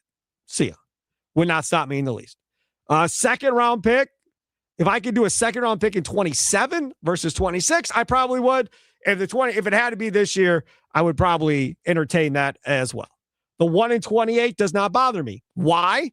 Because you're going to have Lawrence and Micah Parsons, because you're going to have to give Lawrence a new deal. So you're going to be lined up here to where you should still be really good for the next 3 years at least with this crew. So that should not be a bad draft pick. You should not get screwed and be like, oh my God, we traded away the 5th overall pick in 28.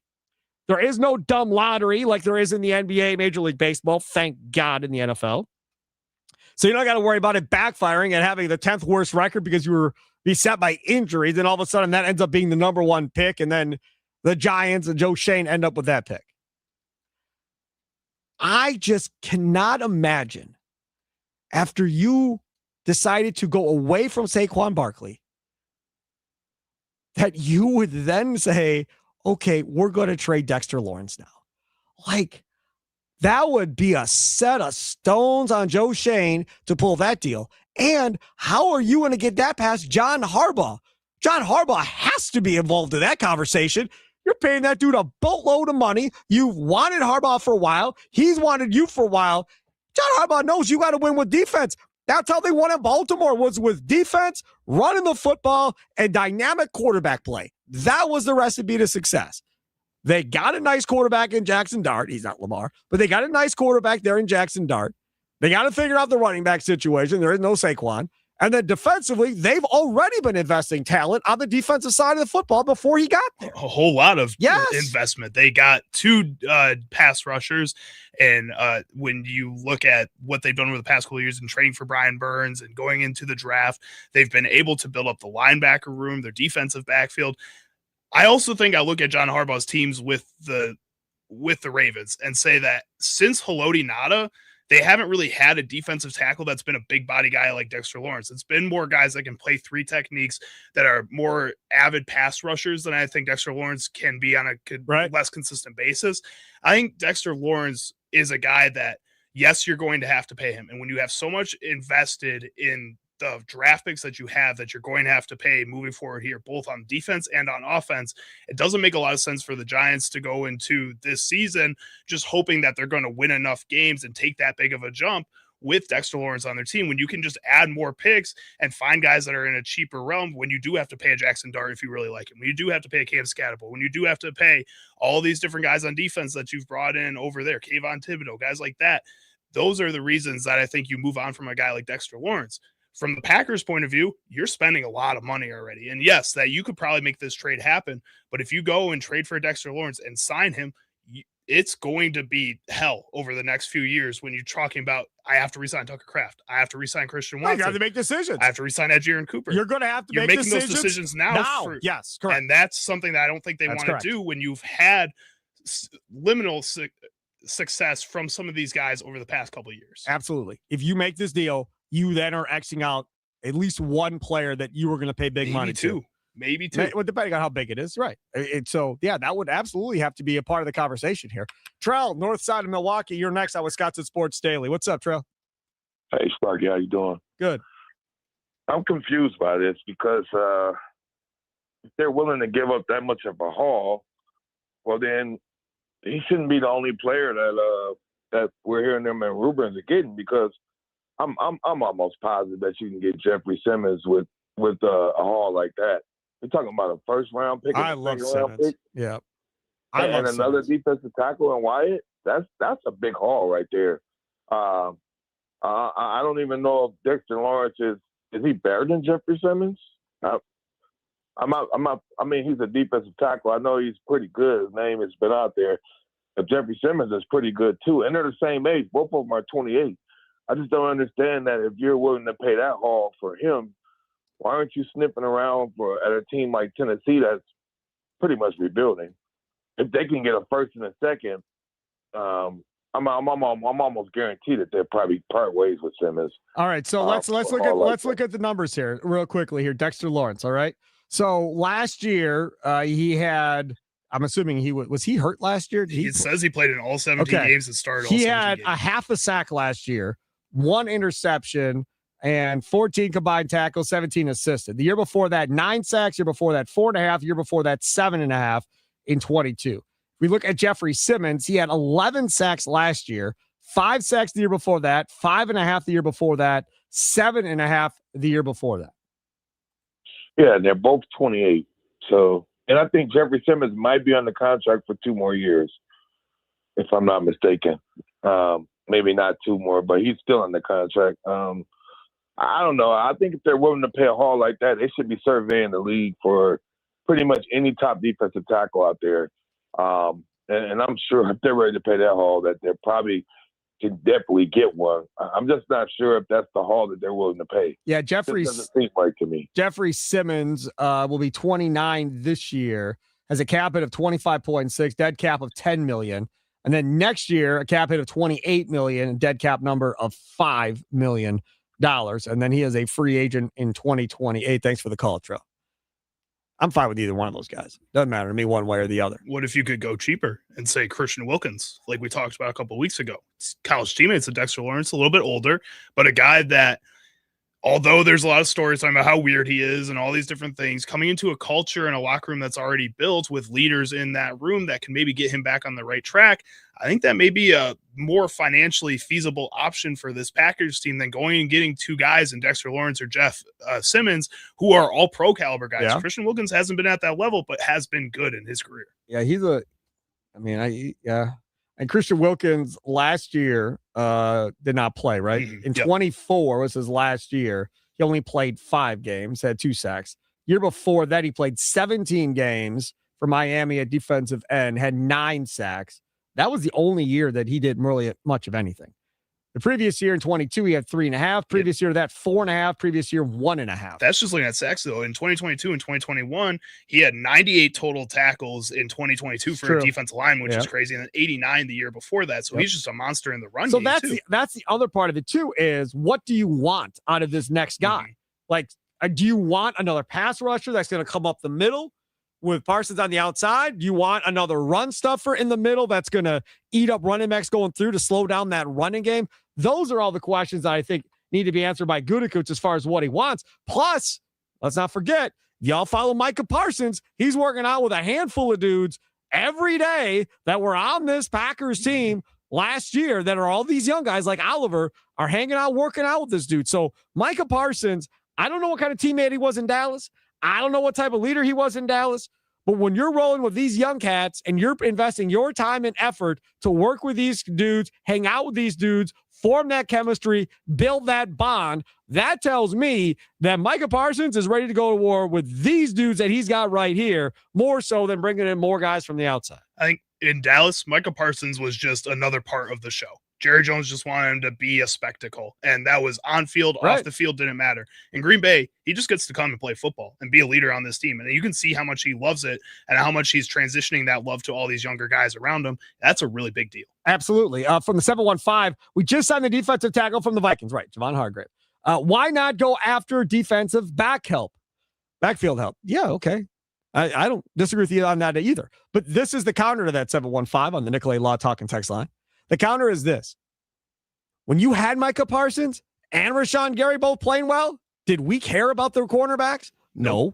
We actually thought they were playing good. Yeah, they didn't matter. Were playing good. It didn't matter because the quarterbacks weren't having as much time to get rid of the ball.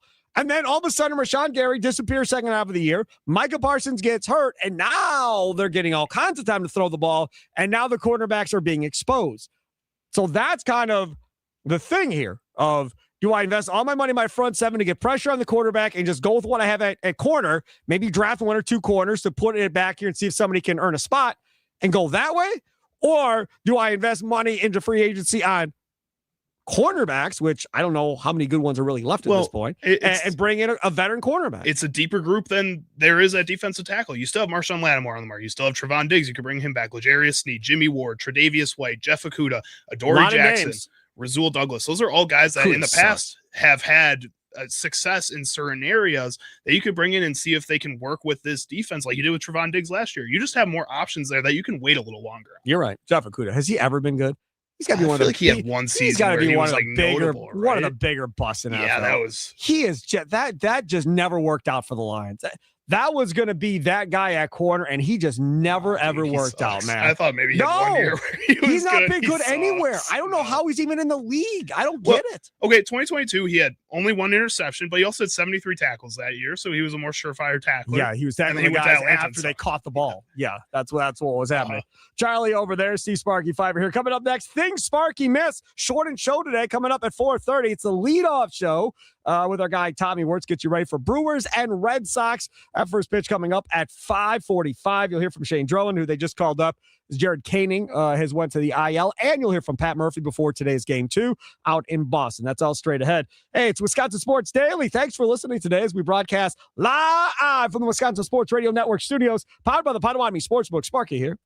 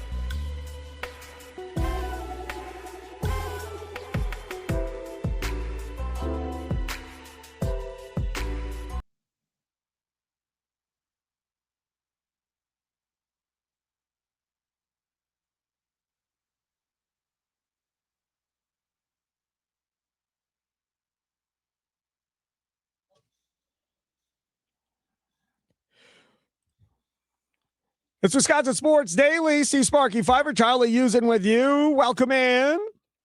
You missed a lot, and you missed it. Tim Dillard, Brewers TV analyst.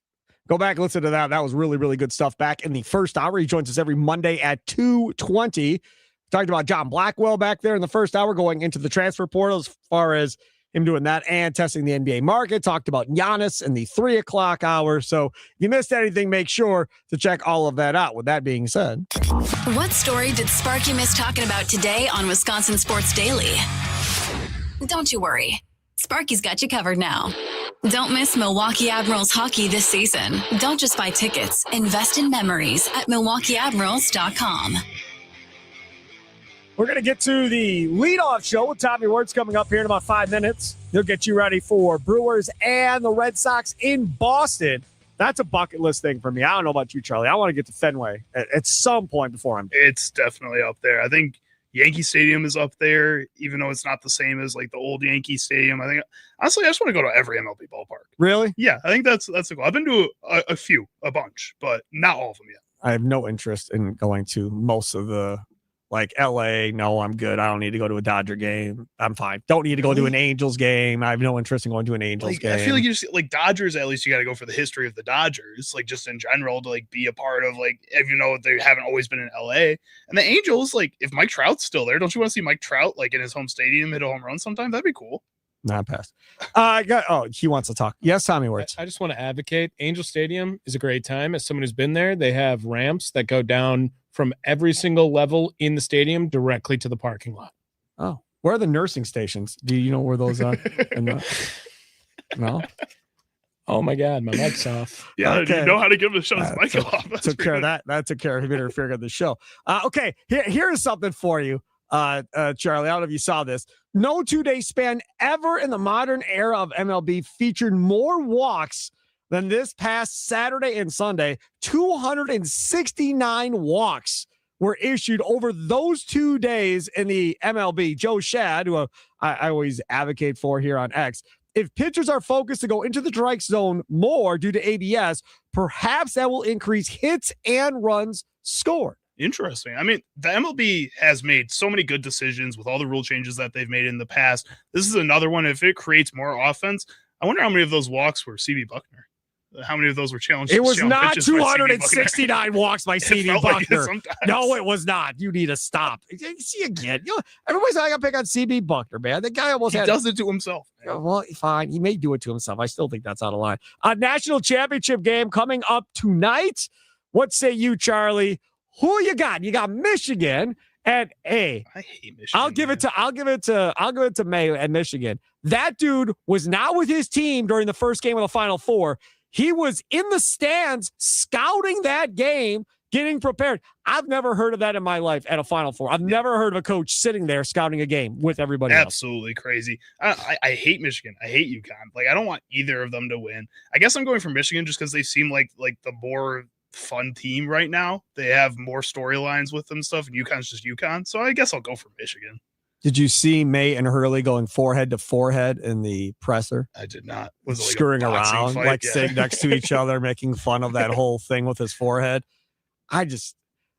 Michigan is really good, right? And I got no problem with Michigan, but I just don't see anybody beating Hurley. I think Hurley is potentially going to go down as probably, I don't know if he'll pass Krzyzewski, but he's going to be in that conversation. I mean, if Hurley wins 5 championships, 6 championships, he's going to be in that conversation for greatest of all time. Maybe not for human beings, but for coaches, he's going to be in that conversation. Do you think he tries to fight Dusty May at half court? Nah. Like Gino Auriemma tried to do with Don Staley over the weekend? And that Gino Auriemma thing is stupid. Like, you're just lying. He's just a dirty liar. You're just There's video lying. of him shaking There's your hand before the game. And right. then Don Staley is just like, you can read her lips. Like, I'm shaking your hand now. If anything, like, I'm shaking your hand now. Because she thought what the maybe F are she you didn't talking do about? it. Yeah. Because she said after the game, she's like, hey, sometimes I do forget to go over there and be lovey-dovey and shake people's hands. So maybe I thought maybe I did forget. And he was all hot and bothered by it. And then you go back and watch the video. No, you actually did what you were supposed to do. And he's still mad. He's mad because she has overcome him. Because he's a sore loser. Right. Because he was dominant for so long. And his teams are still good, but her team have just been better. And then she loses to UCLA in the national championship game anyhow. He's just old. Maybe he forgot video exists. You know, it happens. I have no idea. All right, that'll do it for today's Wisconsin Sports Daily. Live from the Wisconsin Sports Radio Network studios, powered by the Potawatomi Sportsbook. Steve Sparky Pfeiffer. My thanks to Charlie Houston for hanging out with me throughout the afternoon. Back at it again tomorrow afternoon at 2. Time now for this.